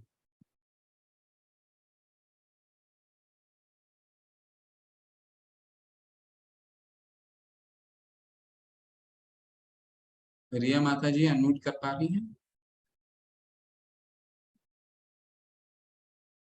ठीक है, डॉक्टर माता का लेते हैं, डॉक्टर प्रीति मिश्रा माता जी। जी बोलिए माता जी। हरे कृष्ण प्रभु जी। हरे मुझे कृष्ण एक माता चीज जी। पूछना था कि जो भगवान कृष्ण ने अर्जुन को गीता का उपदेश दिया था, तो उन्होंने पहली बार ये उपदेश दिया था कि इससे पहले भी उन्होंने किसी को उपदेश दिया है गीता का? माता जी इसका उपदेश सबसे पहले भगवान ने सूर्य देव को दिया था। चौथे अध्याय में हमने पढ़ते हैं, पहला श्लोक ही है चौथा अध्याय का, इमं विवस्वते योगम प्रोक्तवानम हम अव्ययम। तो ये सबसे पहला ज्ञान इन्होंने 12 करोड़ वर्ष पहले सूर्य देव को दिया था। सूर्य देव ने मनु के पिता यानी स्वयंभू मनु को दिया, मनु ने इक्ष्वाकु को दिया। तो ये सबसे पहला ज्ञान सूर्य देव को गया था, सूर्य देव को भगवान ने दिया था। तो 3 लोगों ने ही गीता का उपदेश सुना था? नहीं नहीं माता जी, ये परंपरा विधि के सबसे पहले सूर्य देव के जो सूर्य के जो लोग के राजा थे विवस्वान, उनको उन्होंने दिया। सूर्य देव के जो राजा उन्होंने मनु को दिया। ये परंपरा विधि से आई। फिर जब कृष्ण भगवान उपदेश दे रहे थे तो अर्जुन और हनुमान जी के अलावा और किसी ने भी सुना था? हनुमान जी ने कहाँ सुना माता जी, हनुमान जी तो त्रेता युग में थे। और ये जो जब दूसरी बार ये उन्होंने दिया है द्वापर में अर्जुन को, पहली बार उन्होंने सूर्य देव को दिया था और सेकंड टाइम उन्होंने द्वापर युग में अर्जुन को दिया था। सिर्फ अर्जुन ने सुना, संजय ने सुना और धृतराष्ट्र ने, संजय ने धृतराष्ट्र को सुना। ये तीनों लोगों ने सुना। अच्छा अच्छा। एक चीज और पूछना था कि जो लोग भगवान को नहीं मानते हैं, मतलब कहते हैं मैं खुद ही भगवान हूँ, तो उनकी भक्ति कैसे जागृत होती है? नहीं नहीं, उसको तो भगवान की, वो तो भक्त होता ही नहीं है ना। वो तो 7वें अध्याय का आप 6ठा श्लोक पढ़िए, जब भगवान कहते हैं कि 4 लोग मेरे शरण में कभी नहीं आते। उसमें एक कौन है, चौथा कैटेगरी आता असुर। असुर का क्या डेफिनेशन करते हैं भगवान, कि मुझे जो नास्तिक है और मेरे रूप को नहीं मानता, वो मेरे शरण कभी ग्रहण नहीं करता, वो भक्त है ही नहीं माता जी। तो अगर किसी को ऐसे नास्तिक लोग हैं और अगर उनमें भक्ति का भाव जगाना है तो कुछ कर सकते हैं? बिल्कुल बिल्कुल कर सकते हैं। उनको भगवान का प्रसाद खिलाइए। ये भी आएगा, ये प्रसंग आएगा। क्योंकि अगर प्रभुपाद जी ये सोच लेते तो कभी भी अमेरिका में वो भक्त बना ही नहीं पाते। क्योंकि अमेरिका में तो आप जानते ही हैं कि जो नास्तिक हैं, एथिस्ट लोग हैं, वो कितने हैं। तामसिक। तो नास्तिक तो कितने एथिस्ट हैं। तो हम ऐसे अगर सोचेंगे कि इनके अप्रोच नहीं करना है, तो क्योंकि देखिए जागृत नहीं है, कृष्ण भावना हम सब में जागृत है, जगाने की आवश्यकता है। अब वो हो सकता है जगान किसी का जल्दी जग जाता है माता जी, और किसी का बहुत समय लगता है, और किसी का नहीं जागता है। बट प्रयास तो हमें करना ही पड़ेगा। प्रयास नहीं करेंगे तो जगेगा कैसे? फिर तो नहीं जगा, जो नहीं किए भक्ति, तो क्या उनका फिर जन्म होगा? बिल्कुल बिल्कुल, फिर वो जन्म मृत्यु के चक्कर में फंसे रहेंगे। भले वो कितना पुण्य किए होंगे। बिल्कुल, वो कितना भी पुण्य किए होंगे, उनका जन्म मृत्यु में फंसे रहेंगे, क्योंकि पुण्य हो ही नहीं सकता माता जी। वो अपनी भौतिक आशा, अगर वो भगवान के भक्त हैं, भक्त नहीं हैं और पुण्य का कार्य करते हैं, मान लीजिए अनाथाश्रय चला रहे हैं, तो जो भगवान का भक्त नहीं है अनाथाश्रय चला रहा, तो अपने लिए चला रहा है ना, अपनी महिमा मंडन के लिए चला रहा है, ठीक है ना। दो ही चीज हो सकता है, या फिर अपना पुण्य कार्य भगवान को अर्पित करेगा या स्वयं को अर्पित करेगा। जो स्वयं को अर्पित करेगा तो यानी भौतिक आसक्ति है उसको, तो उसका तो फल उसी हिसाब से उसको मिलेगा। अच्छा, धन्यवाद। हरे कृष्ण। सुबेश सिंह प्रभु, हरे कृष्ण, अनम्यूट कीजिए प्लीज। हरे कृष्णा प्रभु जी। हरे कृष्ण प्रभु। प्रभु जी, मेरा एक क्वेश्चन ये था कि जप करने के लिए माला ही जरूरी है क्या? क्योंकि कलयुग ही चल रहा है, तो मशीनरी युग तो है ही, आजकल एक इलेक्ट्रॉनिक वॉच भी आ गया है, तो क्या ये सही है, कर सकते हैं उससे? हाँ, कर सकते हैं, बिल्कुल कर सकते हैं। कोई प्रॉब्लम नहीं है। जैसे माता ने भी अभी पूछा था कि कर सकते हैं, बिल्कुल कर सकते हैं आप। इलेक्ट्रॉनिक वो भी आता है ना आजकल, उससे भी कर सकते हैं।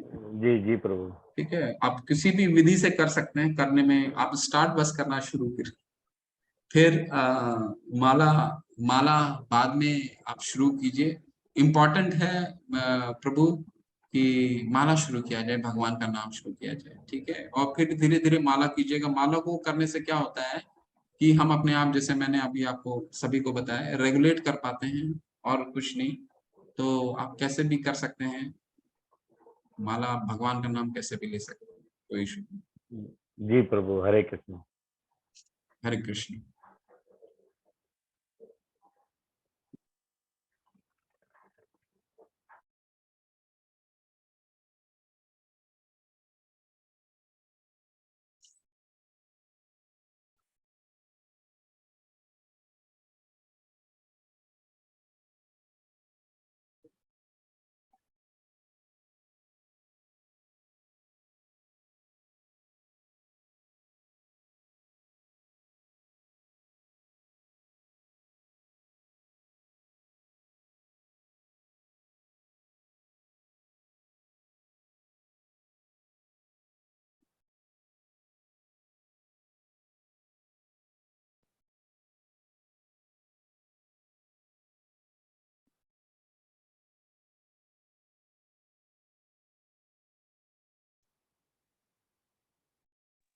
रिया माता जी।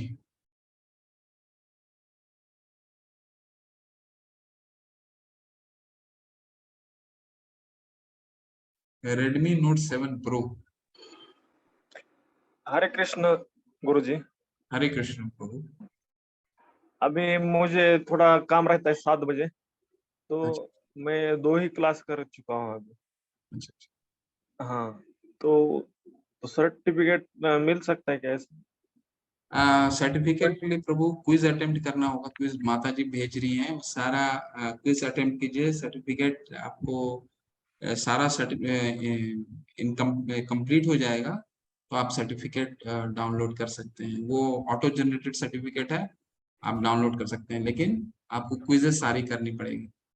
हाँ, और दूसरी बात, हमारे इधर इस्कॉन का मंदिर बन रहा है लातूर महाराष्ट्र में। जी। तो मेरा एक क्लास हो गया है 5 हफ्ते का, रविवार का। अच्छा अभी हमारा भक्ति वर्ष का क्लास चालू है, हर अच्छा हफ्ते रहता है। अच्छा। तो अभी कर रहे हैं हम वहाँ पे। हरि बोल। अभी रथ यात्रा है ना हम्म, मंगलवार को, तो उधर साफ सफाई को भी बुलाए हैं, और अच्छा। दूसरे दिन रथ यात्रा भी निकालनी। हम्म। बहुत सुंदर प्रभु, हरि बोल। हरि बोल। Thank you. देखिए रिया माता जी बहुत अच्छा शेयर की हैं। वो कह रही हैं, प्रभु जी मैंने ये सुना था, सिर्फ अर्जुन ने ही गीता नहीं सुनी थी। तो रिया माता जी कह रही हैं, Arjun was not the only one who got to learn about wisdom of Gita. Lord Hanuman, Sanjay, Barbaric also got the opportunity to acquire the expensive knowledge of Gita. Lord Hanuman was on the flag of Arjun chariot, so yes, correct, बिल्कुल. So he witnessed the whole war of Mahabharata. Sanjaya the attendant of King Dhritarashtra, was given the boon and divine vision of the Mahamuni Vedas to narrate the proceeding of the mighty war to blind king. Lastly, Barbaric, the son of Ghatotkacha, was also monitoring the great war from the hilltop, which resulted in him accumulating Krishna ultimate teaching too. माताजी, ये barbaric का तो ज्ञान मेरे पास भी नहीं है, और ये आपने कहाँ से सुना है? वैसे बाकी तो आपका बिल्कुल सही है, क्योंकि पहले अध्याय में ही भगवान कहते हैं कि जो उनके ध्वज थे, ध्वज में हनुमान जी उनके जीत का कारण थे। बाकी तो 3-4 मैंने 3 बताया आपको। ये आपने कहाँ पढ़ा है माता जी? किस शास्त्र में पढ़ा है कि Barbarik the son of Ghatotkach? मैं भी रेफर कर लूंगा। Barbarik the son of Ghatotkach was also monitoring. कहाँ ये मॉनिटर कर रहे थे? किस शास्त्र में आपने पढ़ा है?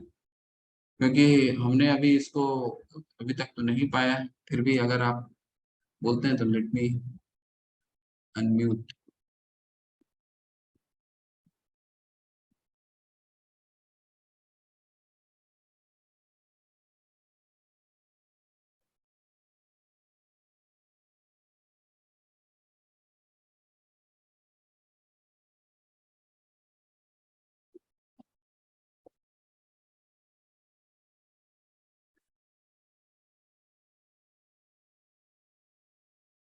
अनम्यूट कीजिए रिया माता जी। प्रभु जी, ये मैंने किसी शास्त्र में नहीं पढ़ा, मेरी नानी कहानी सुनाया करती थी। हरि बोल माता जी। मैं रेफर करूंगा और अपने आचार्य से भी, अपने सीनियर से पूछना, क्योंकि अभी तक मैंने इनका नाम नहीं सुना। बाकी आपका बिल्कुल ठीक है, आपकी नानी सही कह रही है। हनुमान जी तो ध्वज में थे ही। हमने पहला अध्याय पढ़ा था तो उसमें ही बताया था ना कि जीत के संकेत हनुमान जी दे रहे हैं, और धृतराष्ट्र और संजय तो सुन ही रहे थे। बट ये घटोत्कच के जो पुत्र हैं, घटोत्कच के पुत्र के बारे में बोला ना बारबरिक, तो वो कहाँ से सुना? वो क्योंकि संजय ने कैसे सुना? संजय को तो दिव्य दृष्टि दिया गया था ना, व्यासदेव ने दिव्य दृष्टि। उन्होंने कहा था कि जब अर्जुन मदद के लिए गए थे युद्ध में, तो उन्होंने अपने पुत्र मतलब घटोत्कच ने अपने पुत्र को ये कहा था कि तुम मतलब पर्वत से मॉनिटर कर। मुझे इसका रिटर्न नहीं पता, वो हमें कहानियों में समझाती थी। तो वो उन्होंने कहा था कि ना, अब पर्वत से मॉनिटर करते रहना, अगर जंग में कहीं पे भी तुम्हें लगे जरूरत है तो तुम वहां आके हमारी मदद करना। तो उस समय पे 4 लोग गीता सुन रहे थे। जब श्री कृष्ण ने पहले हनुमान जी को कहा था कि तुम आके हमारी मदद करो, तो हनुमान जी ने मना कर दिया था कि जहां मेरे राम का नाम नहीं होगा मैं नहीं आऊंगा। तो उन्होंने कहा मैं तुम्हें वादा करता हूँ कि तुम्हें राम नाम सुनने को मिलेगा, मेरे मुंह से मिलेगा। तो उस दौरान वो श्री कृष्ण के उन्होंने झंडे के रूप में वहां पे विजय पताका के रूप में वहां खड़े हुए। तो उस दौरान हनुमान जी ने सुना गीता, और उस दौरान बाबरिक ने सुना, और संजय और धृतराष्ट्र तो लाइव दर्शन कर ही रहे थे, तो उस दौरान गीता उन दोनों ने भी सुना। तो ये मैंने रिटर्न नहीं पढ़ा, हम बचपन से ही मतलब हमारे घर में जो प्रचलन है, तो नानी हमें गीता ऐसे ही मतलब छोटे छोटे भागों में समझाती आई है, मतलब थोड़े बहुत कहानियां इधर उधर से। तो मैंने रिटर्न में नहीं पढ़ा कहीं पे भी। हरि बोल, हरि बोल। बहुत सुंदर लगता है, ऐसे भी समझाइए, अच्छा लगता है। ठीक है, मैं रेफर करूंगा, कहीं मैंने देखा नहीं, बट आपके बोलने से अच्छा लगा सुनने में। बहुत सुंदर।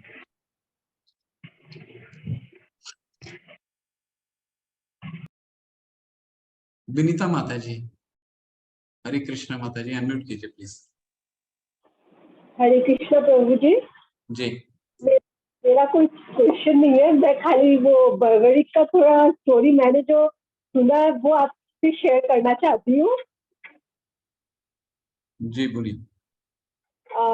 बर्बरिक का ये स्टोरी था कि उन्होंने कहा कि मैं महाभारत का युद्ध देखूंगा, और जो ये युद्ध में हारेगा मैं उसके पक्ष में ये युद्ध करूंगा, और एक बाण से पूरा युद्ध को समाप्त कर दूंगा।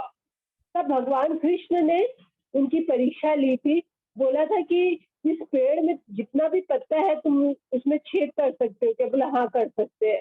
तो भगवान कृष्ण ने एक पत्ता अपने पैर के नीचे छुपा लिया था, और उसमें फिर जब वो बाण चलाया तो सारा पत्ता में छेद हो गया और भगवान के पैर के नीचे जो पत्ता था उसमें भी छेद हो गया था। तो भगवान को हर्ट हुआ उससे, तब भगवान ने उसको पनिश किया और अपने सुदर्शन से उसका शीश को काट दिया।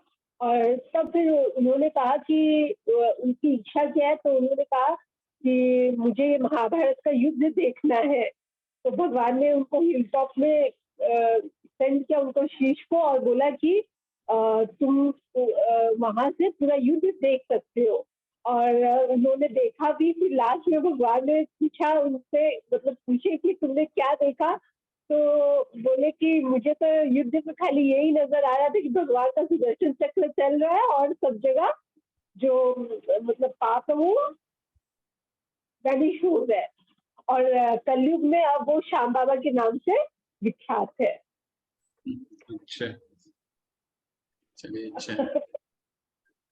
तो ये स्टोरी में जाना है अभी तक। अगर कुछ त्रुटि हुई हो तो उसके लिए सॉरी। ठीक है, इसको रेफर करता हूँ मैं। कहीं इनका अगर मेंशन आता है कि इनका पास टाइम है ऐसा, तो मैं आपको 1-2 दिन में अध्ययन करके बताता हूँ। ठीक है, तो अभी तक तो मैंने इतने 2-3 शास्त्र में इनका नाम नहीं देखा, फिर भी आप लोग कह रहे हैं तो जरूर इस पे कुछ तथ्य होगा। तो इसको शास्त्र को जरूर इसको ढूंढने का प्रयास करते हैं, देखते हैं इसमें कितना तथ्य है। ठीक है, फिर आपसे चर्चा करता हूँ 3-4 दिन। ठीक है, तो मुझे और मेरा कल का क्लास मिस हो गया था, उसके लिए सॉरी। और मुझे उसका रिकॉर्डिंग चाहिए। मुझे बहुत ज्यादा अच्छा लगता है ये क्लास करके। मतलब मैंने कितना कुछ पाया, मैं बता नहीं सकती उसके लिए। हरे कृष्ण माता जी, रिकॉर्डिंग मिल जाएगी माता जी, रिकॉर्डिंग मिल जाएगी। वो ऐसे मुझे पास चाहिए। टाइम्स आप लोग जो जानते हैं, रिया माता जी ने आज बहुत सुंदर से बताया। पास टाइम्स जो भी हैं आप लोग सुनाया कीजिए, अच्छा लगता है। कि कभी कभी क्या है, हम लोग तो बद्धजीव हैं, तो हमारा ज्ञान कभी भी पूर्ण नहीं होता, लेकिन हो सकता है कई चीजें आप लोग को ज्ञान हो और उस ज्ञान से हमारा भी ज्ञान वर्धन होता है। उसमें कहीं बैकएंड में जाके हम भी उस पर अध्ययन करेंगे, शास्त्रों को पीछे जाएंगे, देखेंगे। ठीक है, ऐसा शेयर करते रहिए, बहुत सुंदर। ठीक है, हरे कृष्ण, थैंक यू। सुबह सिंह प्रभु कुछ बोलना चाहते हैं? प्रभु जी, माता जी ने जो बर्बरी की स्टोरी सुनाई ना, जी। ये मैं एक्चुअली क्या जयपुर से ही हूँ, तो जयपुर के पास में ही वो खाटू श्याम जी का मंदिर है, तो वहाँ पे लिखा हुआ है बाकायदा। तो ये अच्छा अच्छा सत्य मान सकते हो अगर मंदिर में लिखा हुआ है तो। और काफी अच्छा फेमस मंदिर है। अच्छा अच्छा, खटूर श्याम जानता हूँ मैं। हाँ हाँ सर। खटूर तो श्याम जयपुर के पास ही है, जयपुर से 100 किलोमीटर के आसपास ही है। हाँ जानता हूँ मैं आपको उदाहरण भी दूंगा खटूर श्याम का, शायद दे चुका हूँगा 2 या 3 दिन पहले। खटूर श्याम का मैं उदाहरण आपको शायद दिया होगा, तो मैं जानता हूँ। ठीक है, ये स्टोरी को रेफर जरूर करूंगा मैं। हरि बोल प्रभु, अच्छा हुआ आप लोगों ने ऐसा ऐसा सुनाते रहिए, जी जरूर जी सुनाइए। प्रभु। ठीक है, इसीलिए तो ये ज्ञान, इसीलिए भगवान क्या कह रहे हैं, ये ज्ञान भक्तों के बीच में ही सुनने में आप इसको स्थापित कर पाते हैं, इसको समझ पाते हैं। ठीक है, हरि बोल, बहुत सुंदर।